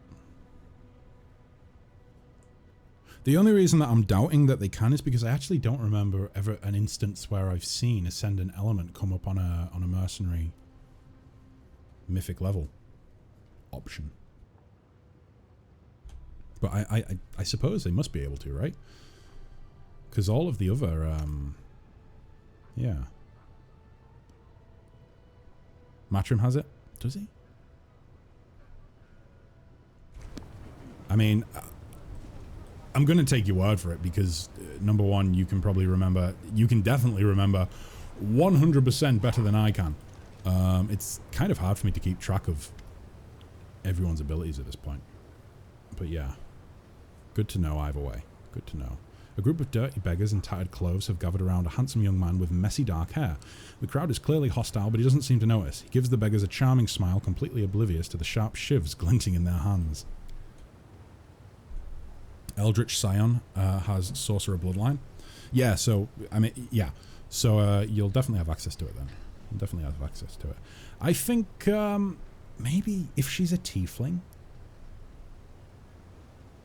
I'm thinking as a tiefling and also, logistically, maybe fire. Maybe fire. Because one of the biggest resistances that I've encountered in this game is fire damage. You know, demons love their fire damage and their fire immunity. I think go Fire Bloodline, honestly. I think go Fire Bloodline. The young man has a glove puppet on his hand, a dragon made of rags with buttons for eyes. He raises it up and begins to ventriloquize in a surprisingly deep voice. Hey you, lousy parasites, who's in charge here? The young man lowers his puppet and beams cheerfully. He addresses the crowd normally in a warm, friendly voice. Let's use my voice. I have a warm, friendly voice, right, guys? I would like to invite your leader to a romantic dinner with candles. I'll pay for everything, of course. Watch out, they might cut your throat. A date with one of them. You must be... you know what? I'm not going to interfere. I think this guy actually might have himself covered. He's a named character. So I think... he's a named character. I think will not interfere. Let me see. With the other streams, you split them into 2 segments. Is there a set time you will switch segments or just on the fly? I will probably do like 4 hours in each, if possible. Between 3.5 and 4 hours in each. I know that it says I finish at 7 PM, British summertime. I know it says that. I might end up going on longer. It just depends on what's going on that day. But yeah, I will probably continue for longer potentially. Potentially. That's a mixed message. Either way, there's a good chance I might continue for longer. It's just I wanted to put it as 7 PM because that is like what is expected, you know? And I'd rather not set it as 8 and have to finish early. But yeah, I think I'll probably do like 4 hours in each thing. Or if it's D&D, what am I doing on Thursday? D&D and then Kesscast. Which Kesscast is just going to be like me playing a few different games. Well, a few different games over a couple of weeks. It'll be like 1 game per stream, trying some things out, seeing what you guys think. Kesscast is just doing whatever I like. Yeah, 100%. But yeah, I'll probably do between 3 and 4 hours for the D&D segment, and then 4 hours for Kesscast. I honestly think that the D&D segment will probably turn into more of a just chatting segment. I will be working on a map or 2 in the segment, but I will most likely end up just chatting about random stuff, whether it be tabletop stuff or something else. Maybe we'll do some tier rankings and stuff like that, which is a good point actually, guys. The whole what's it called? I can't remember what the channel point redeem is called, but I think it's like look at this, maybe. You can use that. You don't just need to do that for videos, guys. You can use it for tier rankings and things like that as well if you want. It's just that I might have to refund you in some cases because you might send me a tier ranking thing for something that I do not know anything about. And so, yeah. it's possible to do it for stuff like that as well. Guess she'll stay as a fire bloodline. I think that's a good idea. I think that's a good idea, Baroness. I'm calling it a day. I need to sleep. Baroness, I hope you, you need to sleep? Oh, with being ill? I was going to say, if you're based in Germany, it's only like 4 p.m., right? But either way, you are ill, so most likely you do need to sleep. In which case, Baroness, until next time, keep on keeping on, stay safe, be happy, and goodbye for now. I hope you enjoyed the stream.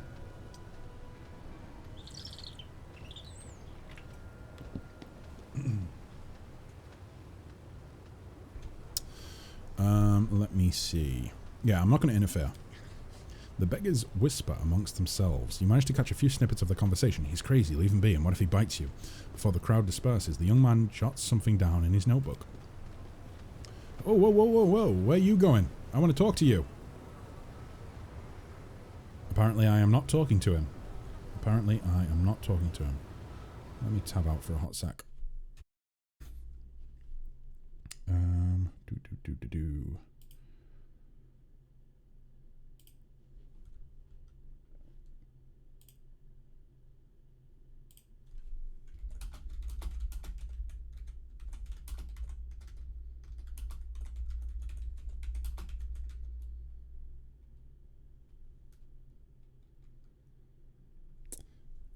Oh man, I hope Baroness won't rant about how most Eldritch Knight characters she sees online are dexterity-based light medium armor and one-handed weapon. I think if she's going to do that, it will definitely be on another day. It sounds like she needs to rest up. Oh boy. Hopefully she's feeling better soon. Hopefully she's feeling better soon.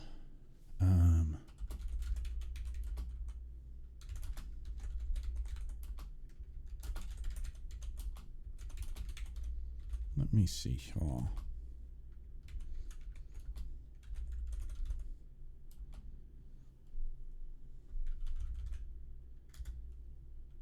Boom. Okay. Back to the game. Back to the game.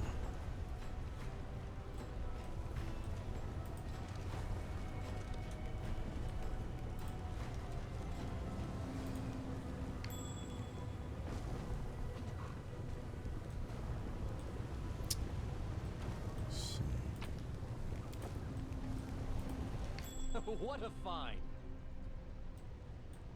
Oh, wait, what? What did I do? Oh, what, did I find the trap? Bear with me one sec, guys. And how they should embrace the bonking more than the elegantness, because if you want to go elegant, go Blade Singer. Wow, what we were.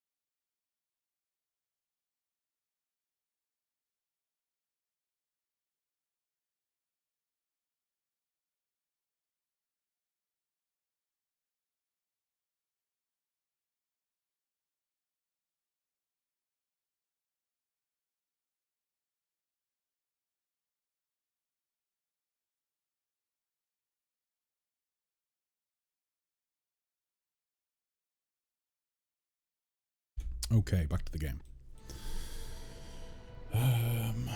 It's too hot to keep my big poofy headphones on, but you sound weird on speaker. Do I sound weird on speaker? How come?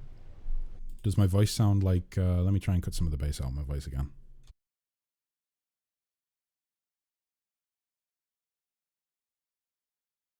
What about that? Is that a bit better? It might be.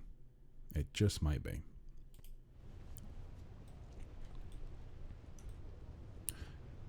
They say I have a voice suited for radio.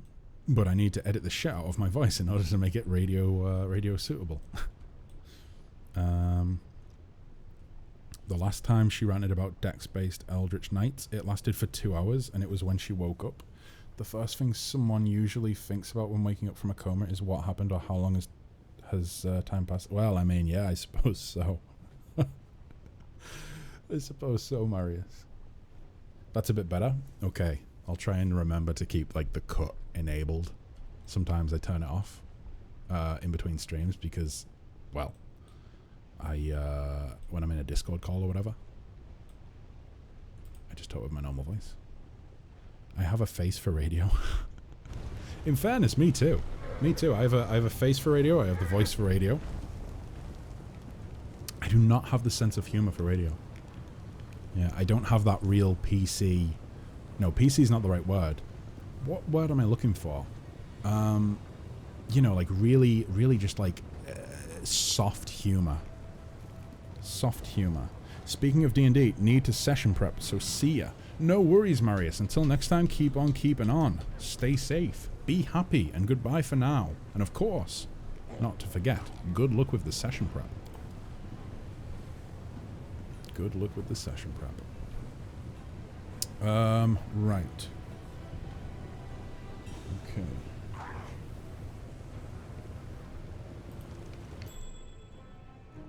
Oh, what else have we found?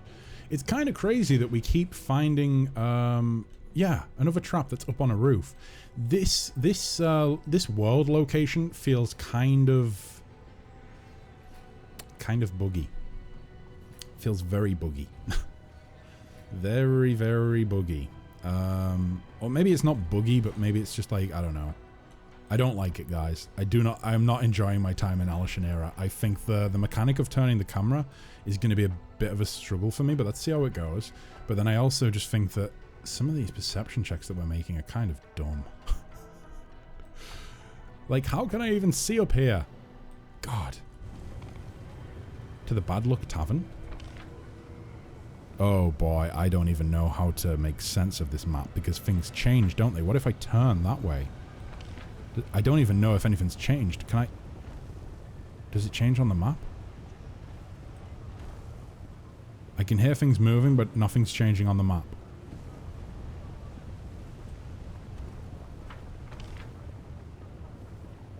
No idea. Oh, I'll need Dimension Door to explore the ruse, really? Oh, you can't get up. You can't just go up there. There's not a direct route up to most of them. That sucks.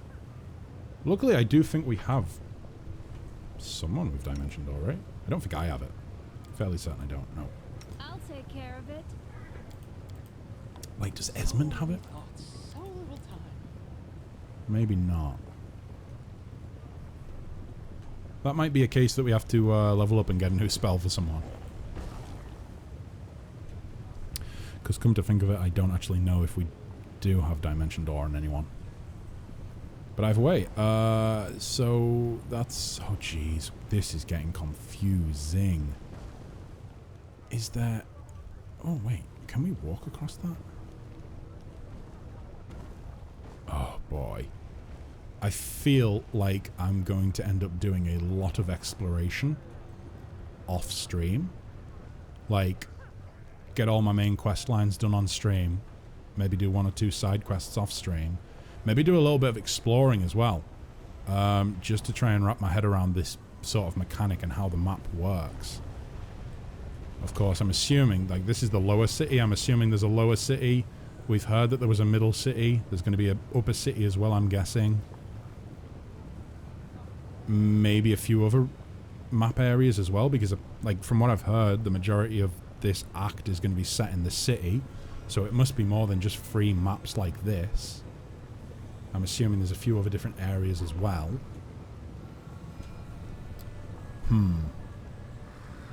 Yeah, we'll see how this goes, but I don't think there's anywhere else for me to go right now. Let's go to the Bad Luck Tavern. See what happens.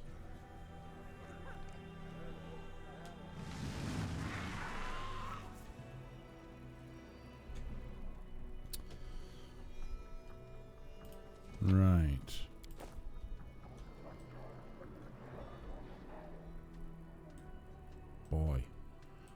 This feels really alien to me that we're wandering around. Loads of demons. Nobody's attacking anyone. Let me see.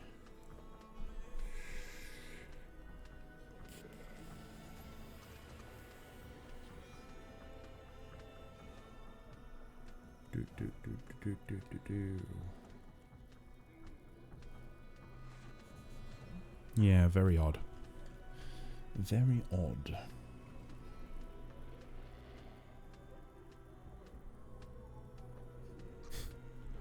To each their own, I suppose. To each their own. Interesting.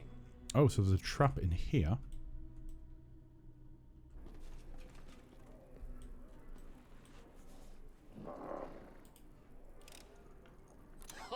Did you see that? Esmond, you did marvelously. Congratulations. Prismatic ring?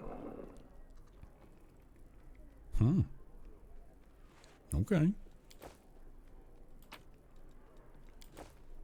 Is there any way I can check?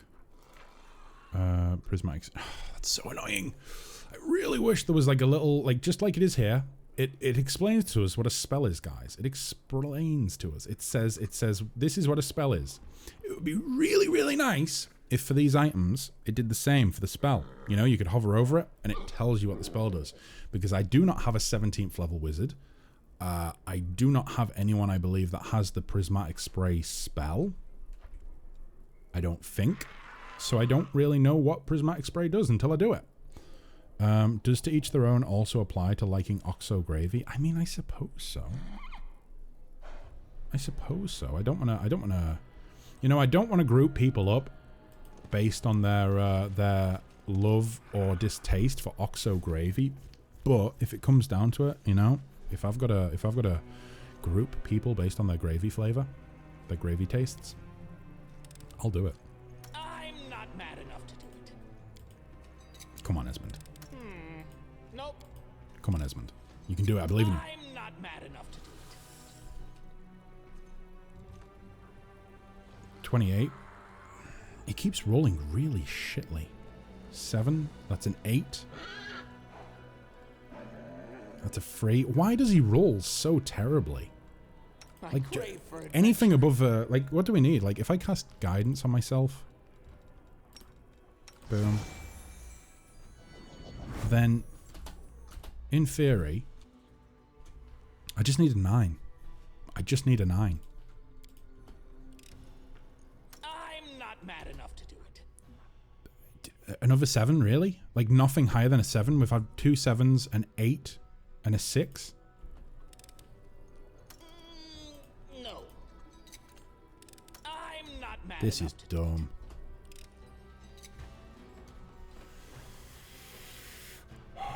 Together we stand. Shall we move? We shall move.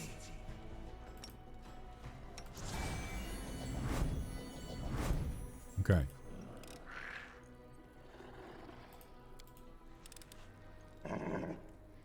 Oh, did it get forced?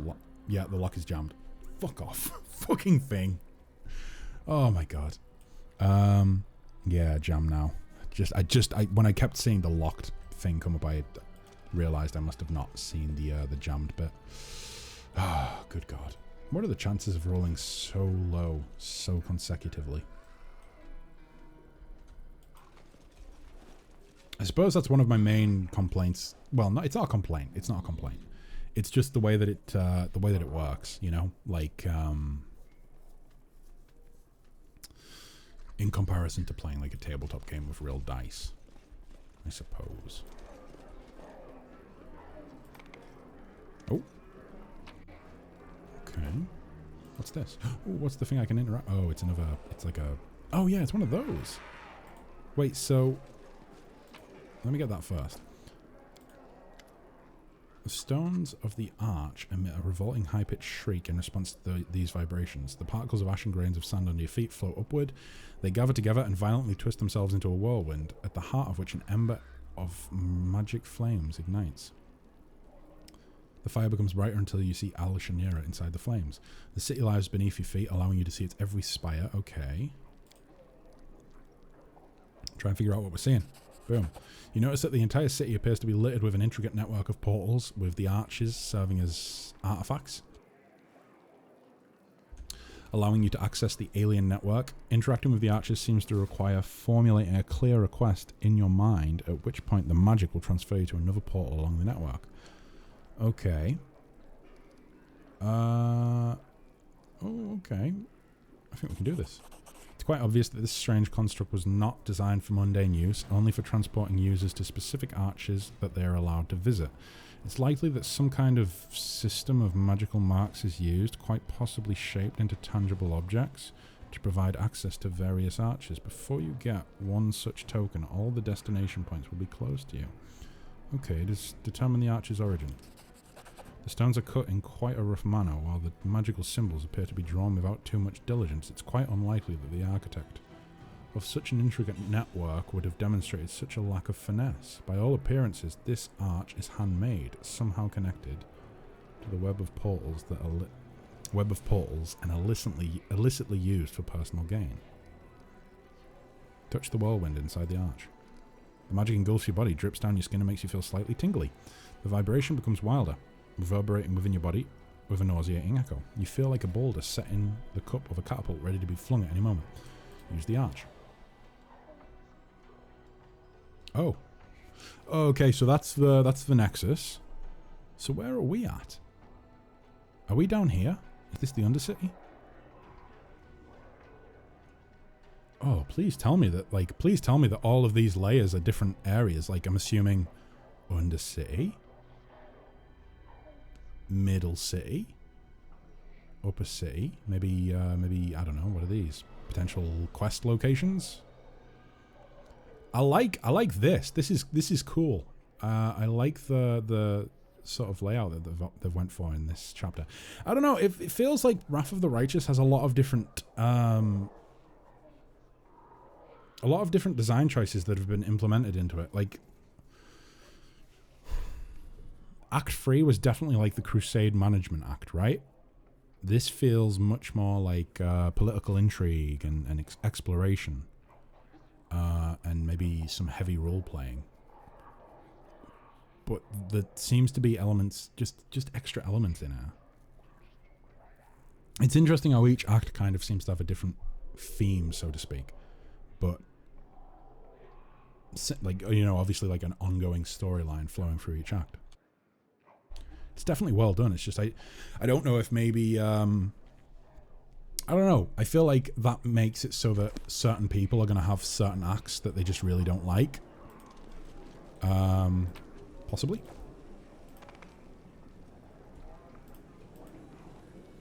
Please. Let me loot.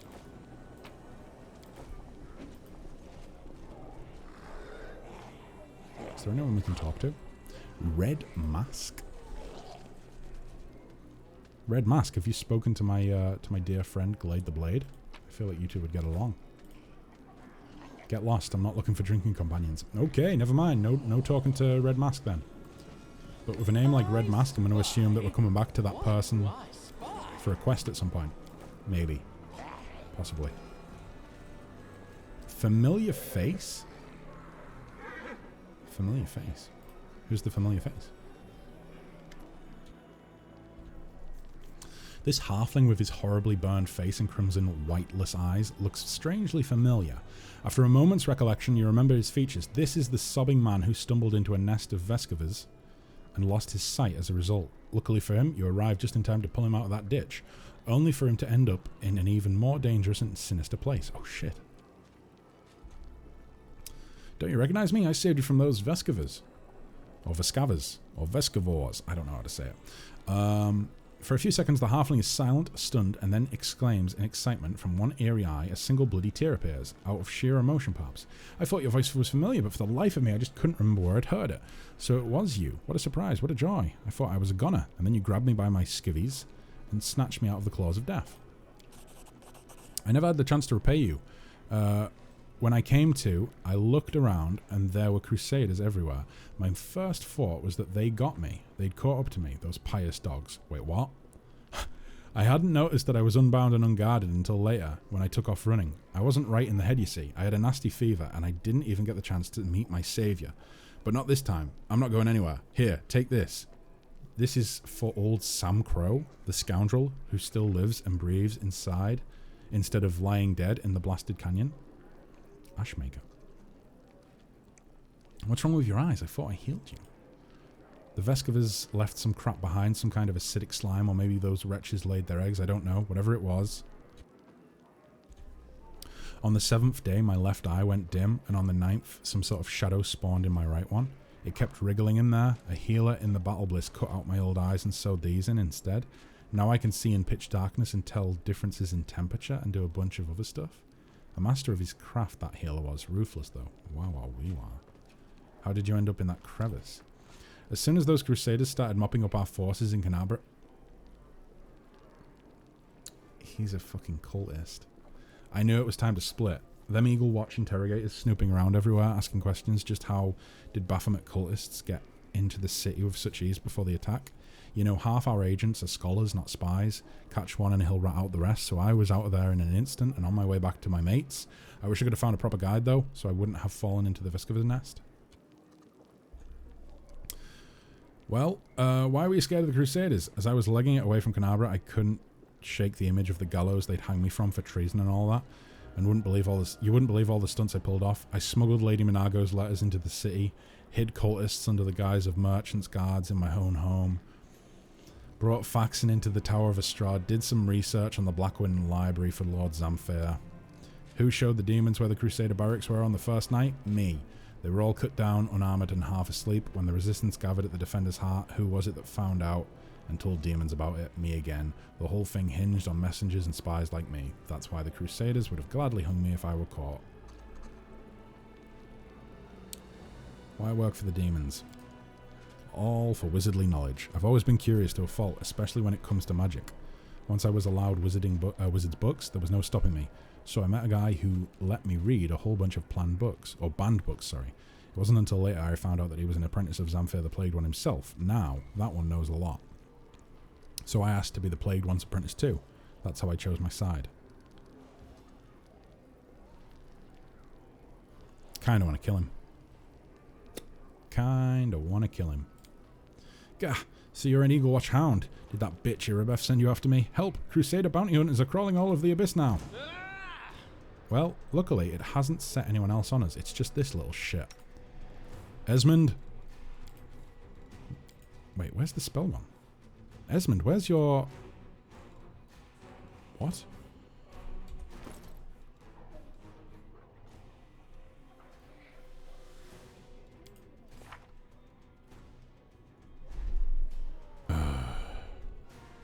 We can't cast it because of our wisdom score being lowered, but...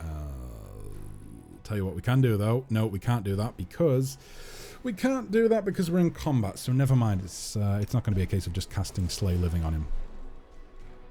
Well, let's go for blindness. Let's go ahead and... Do I really need to...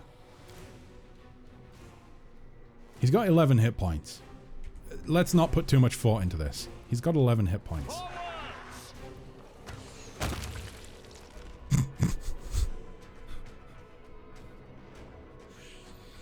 And there was me actually going to try and be, like, tactful, you know? Use tactics to my advantage. One shot from, I'm assuming that was Shimatsu. Yep, 16 damage to the familiar face. Dunzo. He had some chainmail. Let's take it. Okay, so we have a link back to the Nexus now. Burgats? Or Burgers? We'll call him Burgers. Wait, who is shooting at us? Nobody? While I think on as well. While I think on. That is Vast Intelligence plus 4. That's Vast Intelligence plus 6. That's... Boom. So now, plus 30 to Arcana checks, plus 30 to World checks. 21 to Nature, 10 to Religion. Let's try and bump this up at some point, I think. Perception's pretty good as well. I think we're going to try and bump let's try and get Perception up to like 30. Or close enough. And then we'll go to Nature. And then maybe Religion will just leave. Maybe we'll just leave Religion. I feel like as a follower of good old Caden Kalian, I feel like my religion knowledge doesn't need to be that great. Or my knowledge of religion doesn't need to be great. Okay, so is that everything? Just talk to burgers. Welcome to the Bad Luck. I'm Burgers, the innkeeper. Our establishment upholds a high standard of service, in that it's better to eat and drink here instead of a ditch. Sleep here at your own risk, drown the rest of your life in cheap swill, or purchase goods of the highest quality and dubious origin. Sounds like a real charmer. We accept payment in gold and slaves. What? What about dragon bites? Do you accept those? Wait, Avu's leveled up and she's bigger, so maybe she should have a different voice now. Holy fuck. How does Avu talk now? How does Avu at this level talk?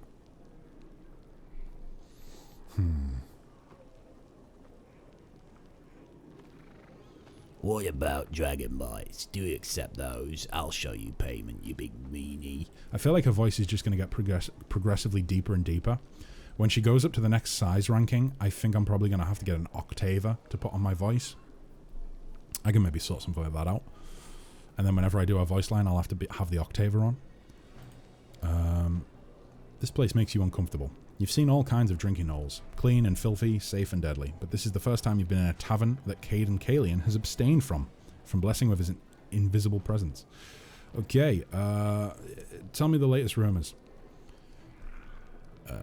No problem. Have a drink and we'll talk. 500 gold.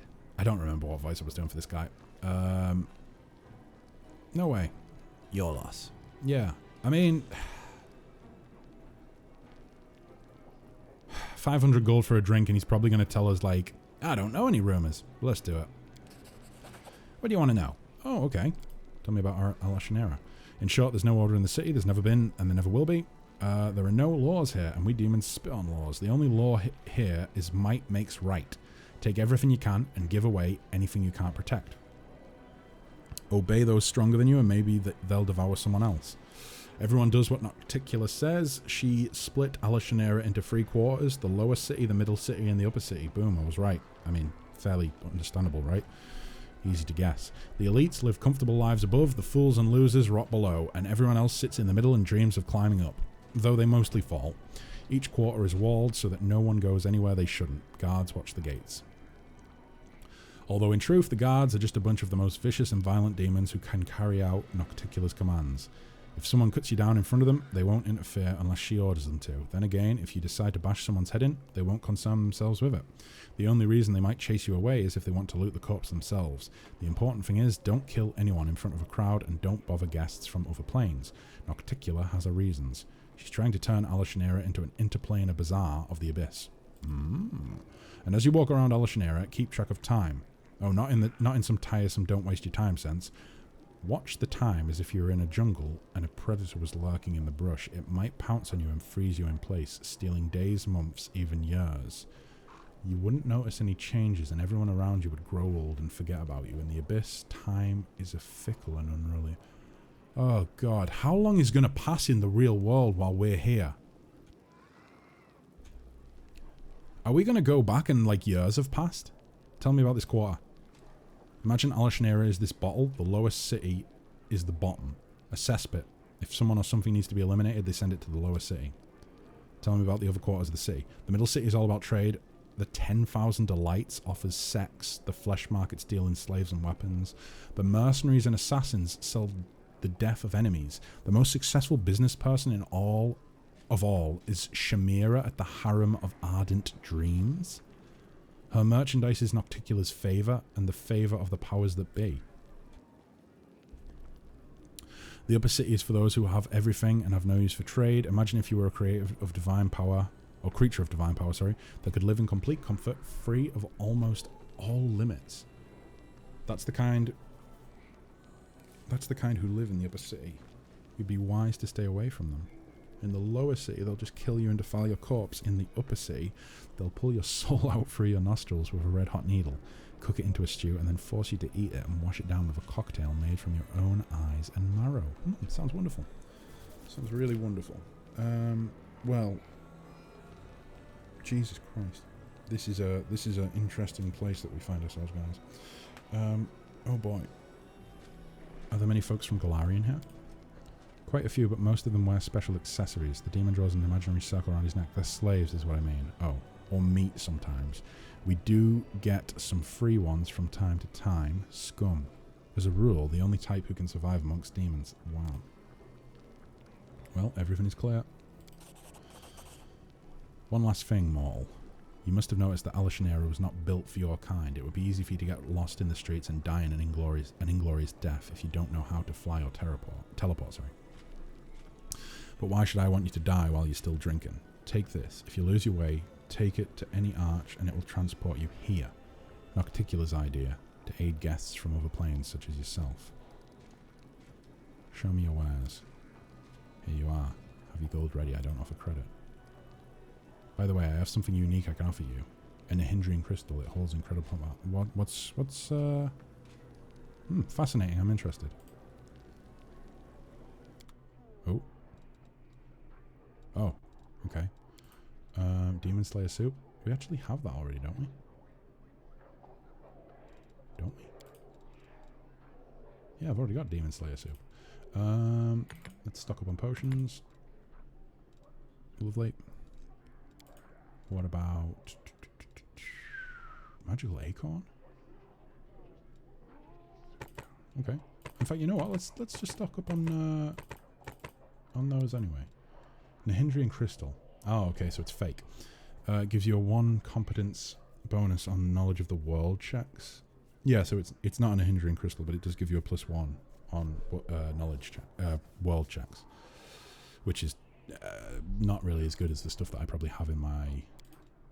It's a necklace, right? Yeah, in my neck slot at the minute.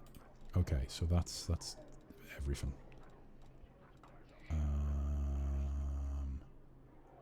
Maybe those. Boom, boom. Bulk selling. Wow, wow, wee, wow. Wow, wow, wee, wow. Well, that has worked a charm. Let's get rid of these as well. Nothing in there. Nothing in there. Okay. Deal. Boom.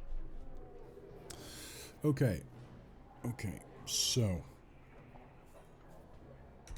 What's next? Well, next, we're going to go and find where to go to. Because I'm kind of clueless right now. We'll probably check the quest log. However, for the next few minutes, I'm going to take a break and go and relieve my bladder and maybe get a drink top up. Maybe get a fresh cup of coffee. I'm in the coffee mode today, guys. I mean, I'm always in the coffee mode, but today, more so than usual. So, yeah, I'll go ahead and take a break. I'll be back in, let's say, 5-minute break. How does 5-minute break sound, guys? Maybe you guys can go ahead and get a drink yourselves, get a little snack, a little sneaky snack, and toilet break as well. Either way, boop. I'll be back very soon, guys. Until then, keep on keeping on, and see you in like 5 minutes. Goodbye for now. I will run some ads while I'm gone.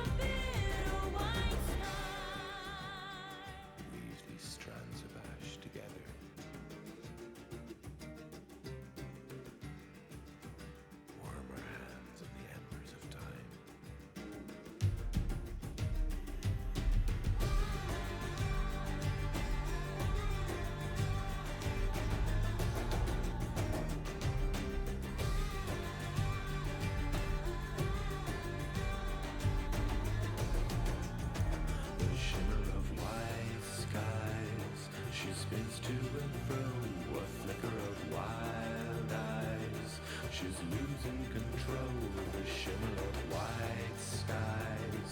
I'm haunted at night by her cries. Yeah, I'm frozen cold. The shimmer of white skies. I spin to and fro, a flicker of wild eyes. If I can control the shimmer of white skies, what I no longer define shall reign over bitter white skies. Swinging hard towards the outside. Smash the walls of the box and run. Overcoming the confines. Back and forth on the pendulum. Swinging hard towards the outside. Smash the walls of the box and run. Overcoming the confines.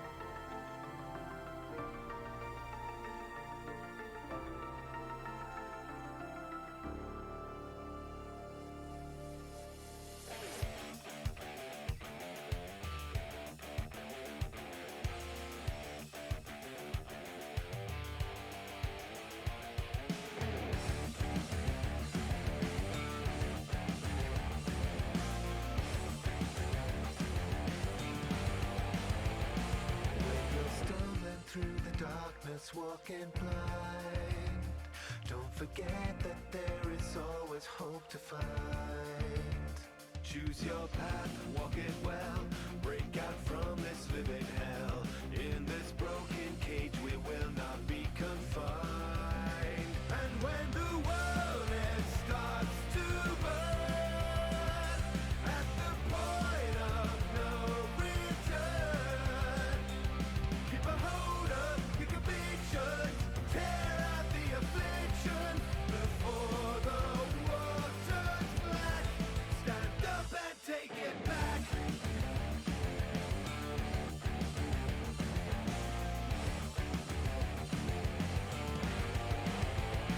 As the towers of steel and stone crumble to dust, the foundations of our hope begin to rust.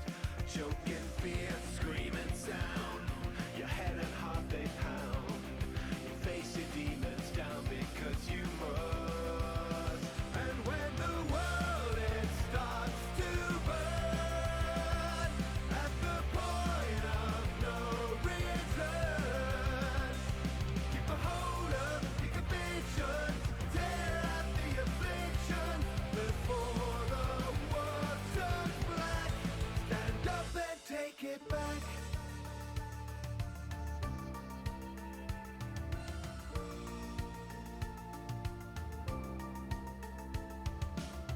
For us, for all, for glory, it's time to end this story. For us, for all, for glory, it's time to end this story. You have made this for glory. It's time to end this story. You have made this for glory. It's time to end this story. You have made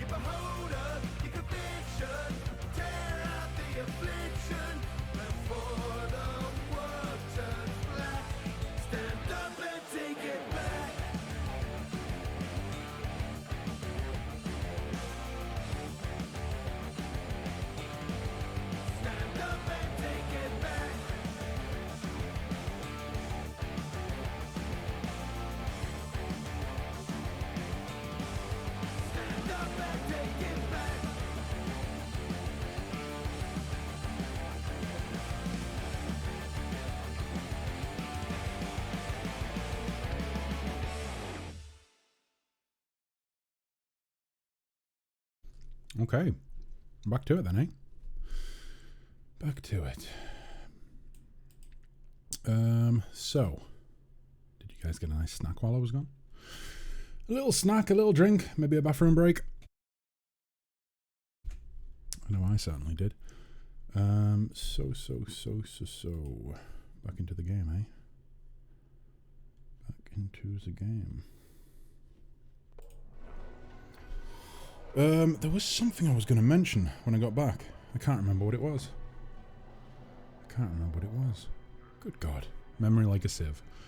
So, walking on corpses. Try to scare an audience with the city's rulers. Okay, I feel like that is like end game or end act. End of act quest line. The art of making friends. Learn more about Alishneira's leaders. That's like probably what we do now. Become famous and get Nocticula's attention. I feel like that and that are hand in hand. So we focus on this now, I think. In which case, we maybe just need to have a little wander around, chat with folks, and see what they have to say. See if there's anyone that we need to pay special attention to. Because we're going to have to worm our way up, right? We're going to have to go from the bottom up. So, yeah. Let's see what happens. Where to now, then? Can't talk with anyone else in here. Take this off, because that's just making my head itch for some reason. But because it's so hot.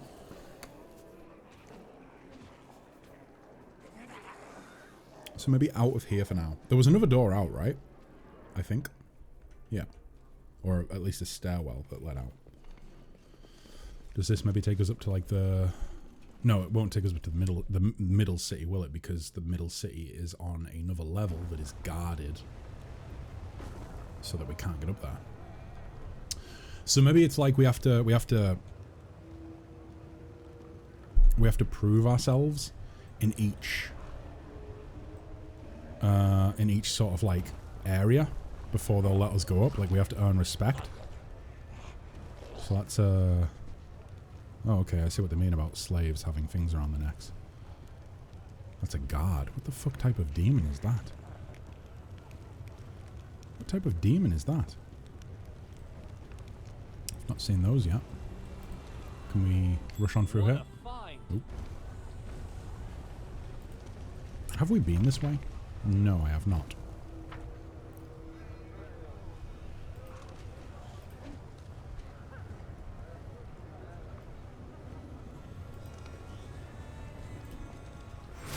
Oh, shit. Who are you? The other day, a gang wrecked this crap hole called the Bad Luck and finished off its owners. Now the tavern belongs to someone else. Wait, so the guy, Burgers, is new management? Burgers isn't, like... Fair enough, okay. Okay.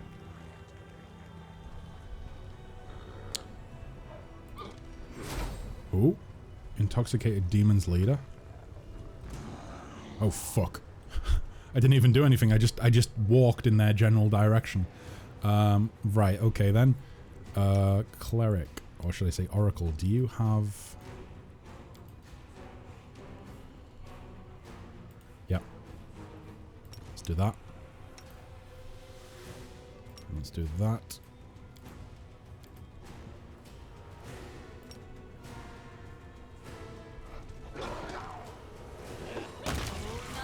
Oh. Oh, these guys are actually ridiculously easy. I'm worrying about nothing. Why are these guys... Jeez. Level 14. Okay. Maybe it's just because it's the start of the act. Like, I seem to remember that Act 3 was considerably easier at the start than it was at the end. I just thought with Act 3 be... Act 3? Yeah, Act 3. I am remembering right. I just thought with Act 3 being as difficult as it was for us at the end there, that maybe it would continue to be difficult into Act 4. Like, every enemy seemed to have some sort of up on us. The signs on the wall indicate that the drug merchant can be found here in the abyss. Poisons can be plunge mortals and even demons into nightmares. Fair enough. Let's turn this off. There we go. So,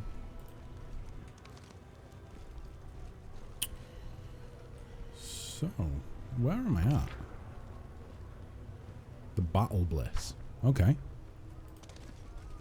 Oh. Another Paul? Bad Luck Tavern? Oh, so I must be here.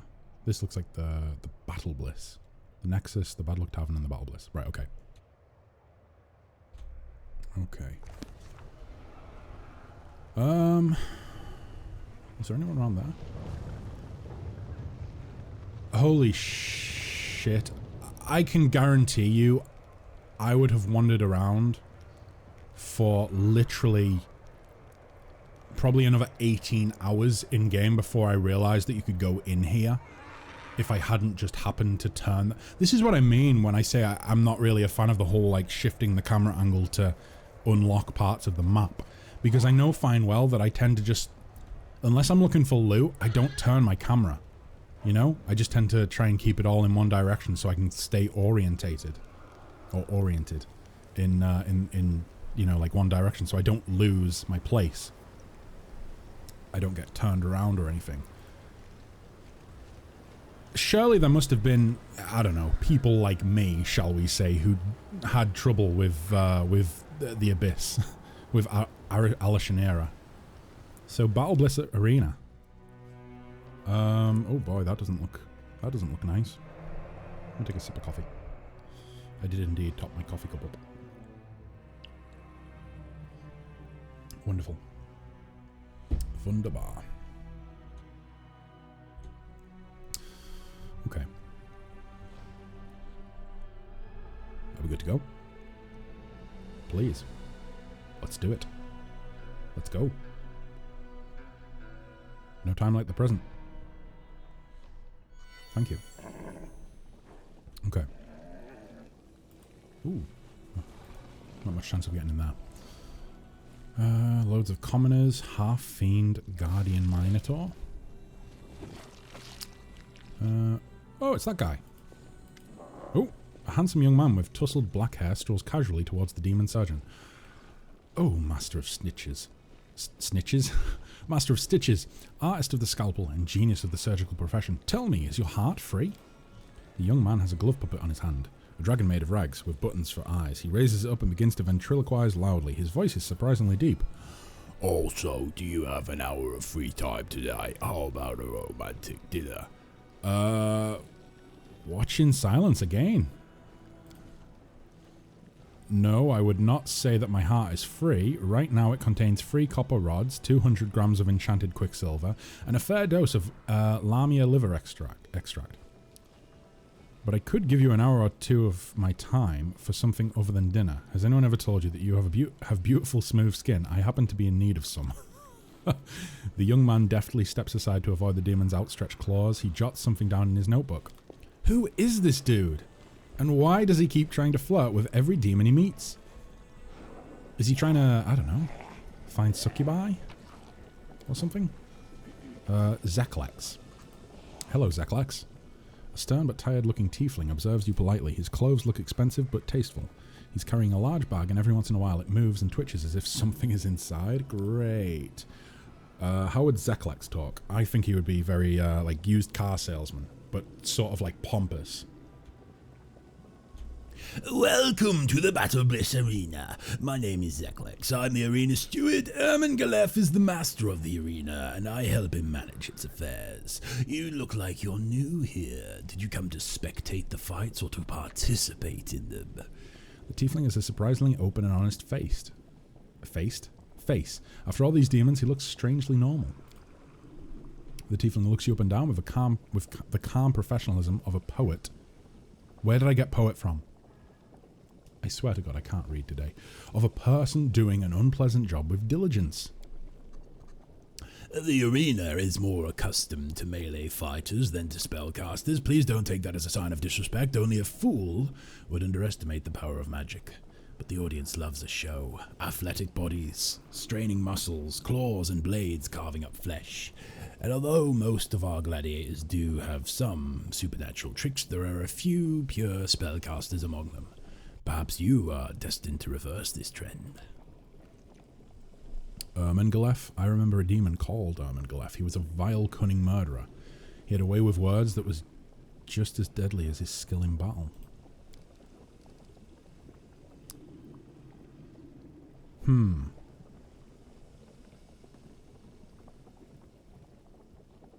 Oh. Is that how we could make a name for ourselves? Do we have to become like a gladiator to start with? Work our way up through the gladiator? It'll be just like that movie. What was it called? What was it called? It was about the gladiator. I had Russell Crowe in it. What was it called? It was about the... He played a gladiator. What was that movie called? What was it called, guys? Russell Crowe starred. He played a gladiator. And like he had to like fight for his life. I think he was like a Roman legionary beforehand. But then he became a gladiator.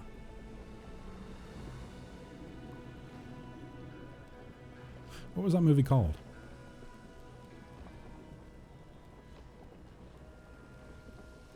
I don't know. Either way, pretty good movie. Pretty good movie. So maybe we have to do that. It's your turn to become a gladiator. Do we really think we can take on the strongest gladiator right at the start of the act? I feel like this is something we build up to, you know?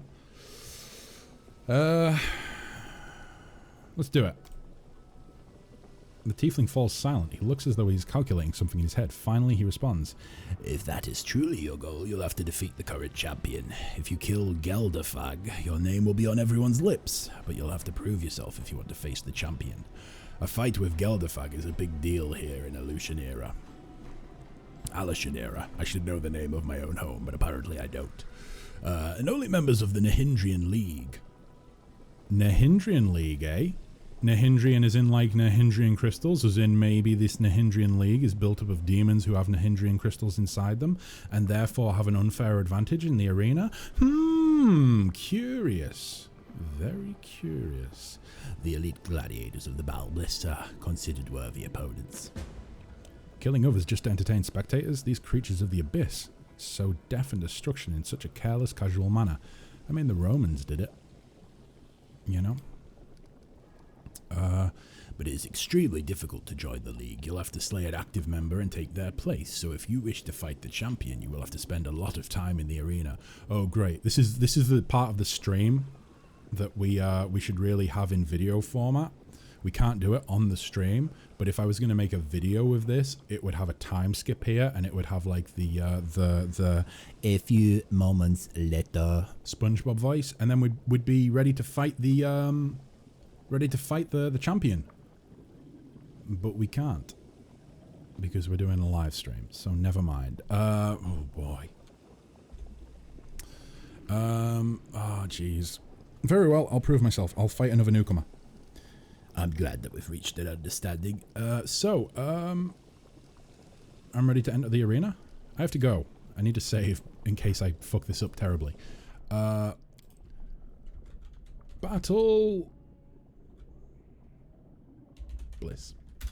I was going to try and come up with a pun. My pun brain is not working today. I'm ready to enter the arena. You're in luck. For the past couple of days, Ermengalef has been obsessed with recruiting new talent. He wants to introduce a promising new fighter into the arena. I think you could play the part perfectly. Ermengalef may even give you a chance to earn a place in the Nahindrian League.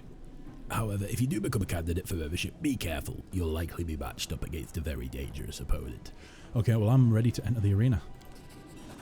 I wish you good luck. If you die, greet death with a sweet kiss. Better still, slay all of your opponents and return alive and victorious. Let's do it. I'm ready.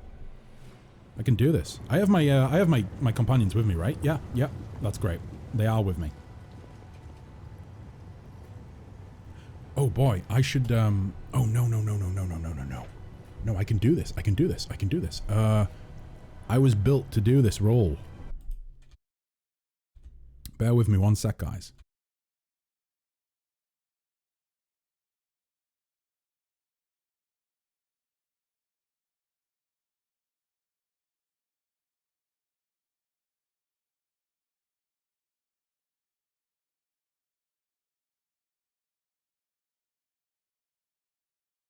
I promise this will definitely be worth it. You know, this is not me wasting my time just for the sake of a gimmick.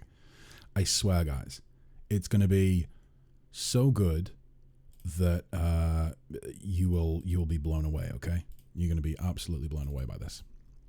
You'll have never heard anything like it. It's going to be totally new to the streaming world. You're going to love it. I promise. I promise.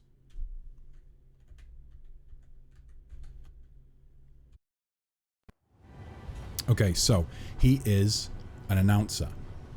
So let me go back into the game and read the text. Today we have the dubious honor of welcoming to the arena Kessler of Galarian. Let's see what moniker he earns for himself, if he lives that long. And who will stand against him? Well, they may be small, but they are far from harmless. If you underestimate them, they'll bite your family jewels off. Who's it going to be? Who's it going to be? An outsized amount of spite, wrapped up in a tiny, ugly package. It's Smug's wild gang of mephits. I wasn't expecting mephits. I'll bite your no, I don't do language good. Galarian scum, I'm the wild and terrible Smug. Tremble before me. We will soon know which of these two titans will emerge victorious. Fighters, commence battle! Why do I just remind myself of the Scrap Heap Challenge announcer? You guys remember that show? Scrap Heap Challenge? If not, you're really missing out. Really missing out. Great show. What was right, therefore I became righteous. Does it mean whatever I do now becomes right because I am righteous? Rand, you are full of insight these days. I don't, like, every time I feel like it's quite often I click on him and I get some sort of insightful comment, some sort of remark. Boom. Either way, you guys happy with that, you know, little peek into the amazing audio world that is announcers' voices? I hope so. I'm really pulling every gimmick I have up to the front for this stream, apparently.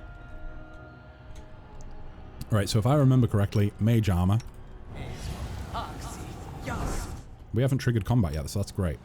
We're going to reduce person on ourselves. And then we're going to use Shield of Faith, right? But let's go a step further than that. Let's do this as well.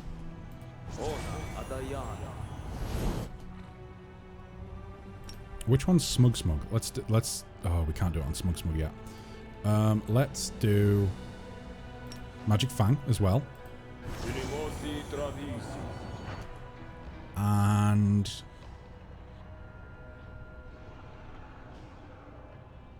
$10 minutes per level. Let's do it. Okay, and you know what, Rand? Do not hold back. Have at 'em. Your AC will be higher than that. I'm fairly certain it must be up to like at least 43, if not 45, as a result of that, right? It hasn't taken into account the Veil that we just placed on, so that's 42. We get a +3 from fighting defensively, don't we? So that's 45. So yeah, 45 AC at the very least. I might be forgetting one or two things that also need to be taken into account, but I don't think so. Either way, Rand, Strike as one. get in there, Attack. and then we'll come up. We'll come up the rear and help out that way. Oh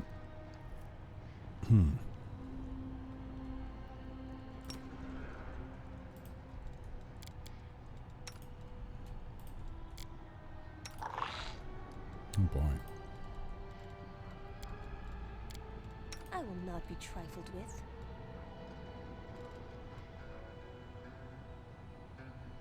Let's do the same for her as well. I am never wrong. I'm going to try and sneak around the side. You know what? Road calls me. Esmond's going to I'll sneak as take well. the bait.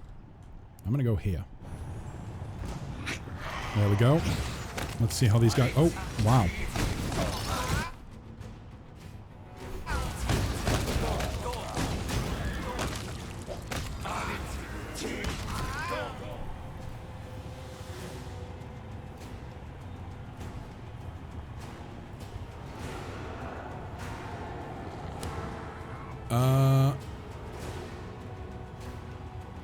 That's supposed to be more difficult than that, right? What has happened? Do you know if blur and displacement stack? Blur and displacement?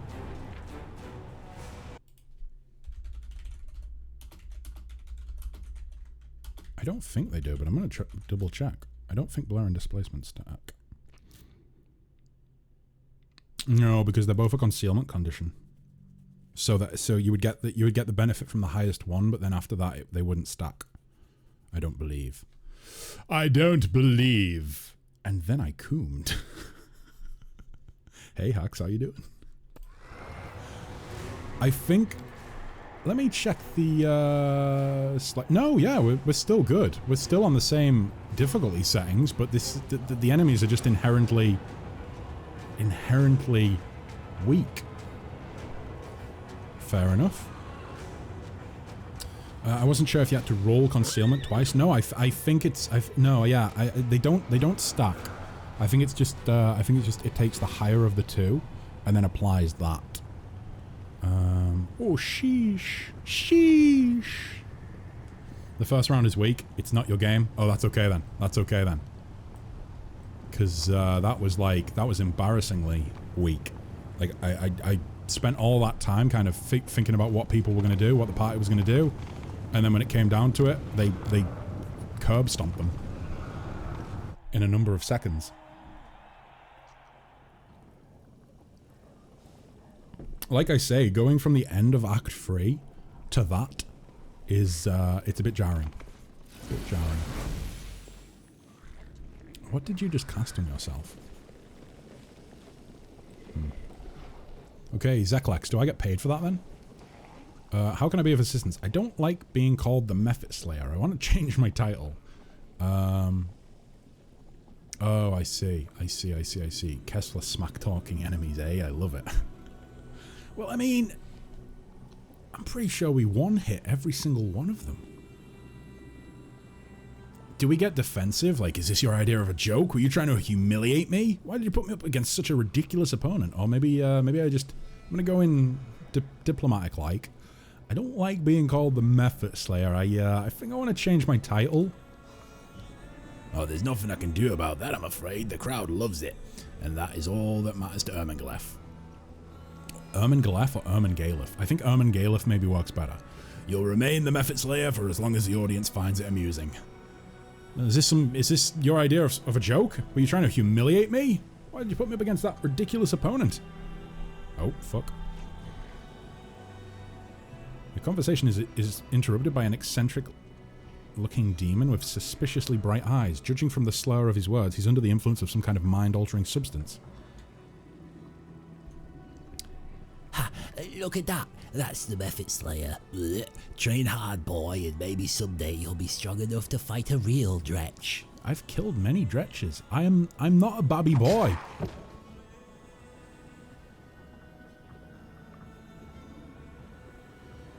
Man just shanked a guy.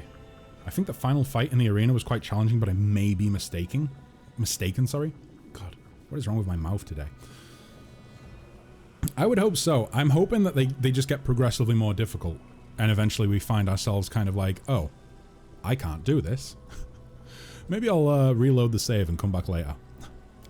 But if not, then we'll just power through, I think. I maybe do like 3 rounds. I don't know how many rounds there's going to be, but maybe do like 3 rounds, and then we'll go and speak with companions back at camp.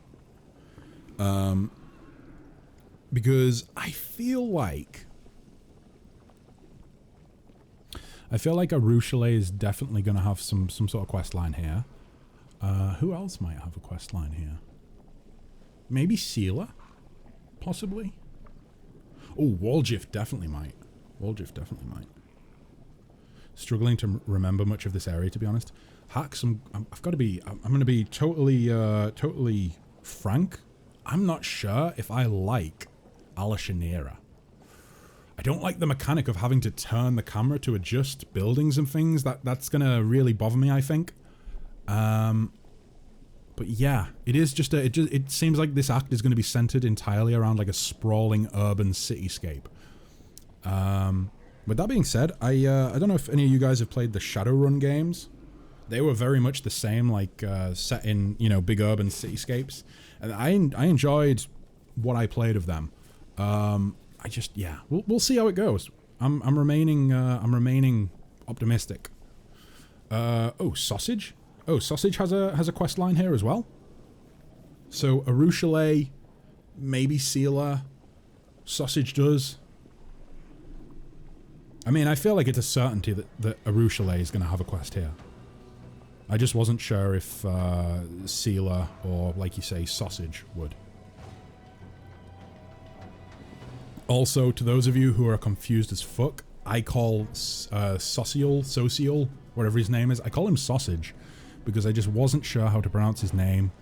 And just like I called that little boy Xorges, however you say that, I called him George instead. So we call that guy that's names in chat right now, we call him Sausage. That's just to clarify. I hated this area at first. It took so long to turn the camera on my potato PC. Luckily, I don't have too much of a problem with lag in the game. I think my PC just falls down in terms of load times. Like, my hard drives at the minute are like 9, maybe even 10 years old. One of them was taken out of an old satellite TV box. I have to say, would recommend. Guys, if you can Frankenstein a hard drive out of a satellite TV box, then do it. It has lasted 9 years, 10 years, and I have had no problems with it. I have never lost anything off of it. I have never had any issues. The only thing is that it's deteriorating a little bit with age, but after 10 years it's going to, right? But yeah, the SSD is definitely in need of a replacement, I think. Sausage packing that sausage, eh? Sausage brings the sausage to every combat, you know? After combat, we have a nice chow down on his... Yep.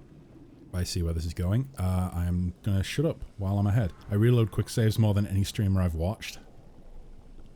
I try to lay off it, but I definitely, there's times where I really do reload quick saves for little tiny skill checks that have no story context whatsoever. Far too much. What a brute. He mutters quietly to himself. Then he turns to you. Please listen to me before you draw your weapon. This was an outrage, yes, but it wasn't my idea. This was done on Ermengareth's orders. He came up with the brilliant idea to match you up against him effort. He thought the crowds would find it funny. I couldn't stop him, but I assure you this will never happen again. Quick as a flash, Zeklex produces a gold coin from his bag and places it into your hand. Here, this is for you. From now on, you can freely use the transportation arch that is located near the Battlebliss. This is one of the privileges afforded to the arena's gladiators. But I thought that I could just use them anyway. I didn't think it costed anything. I demand a proper fight. And I promise that I will arrange a proper fight for you, but first I need you to do me a favor. Oh god. I'll arrange a match for you against the Flayer twins, however they were supposed to fight someone else, so I'll have to find them a replacement. Unfortunately, we don't have enough decent fighters left in the arena. I would be very grateful if you could procure a new batch of gladiators for me. I will cover the costs, of course. So I need to buy these gladiators at the flesh markets. I will not become a slave trader. Why not? Does it violate your principles? This is the Abyss. Scruples won't do you any good here. In fact, I'd advise you to keep your morals on a tight leash if you want to survive, but fine. Allow me to take them. I'll try to make sure your fight with the Flayer twins takes place as soon as possible. Okay, I have to go, because I think I just saw something in chat that I need to address. My boyfriend just brought some new soap. Oh, bought some new soap, and he keeps making me watch the adverts. If I put this on, is this going to get me, is this something I can play on stream? Or is this something I need to watch, like, without it on the screen?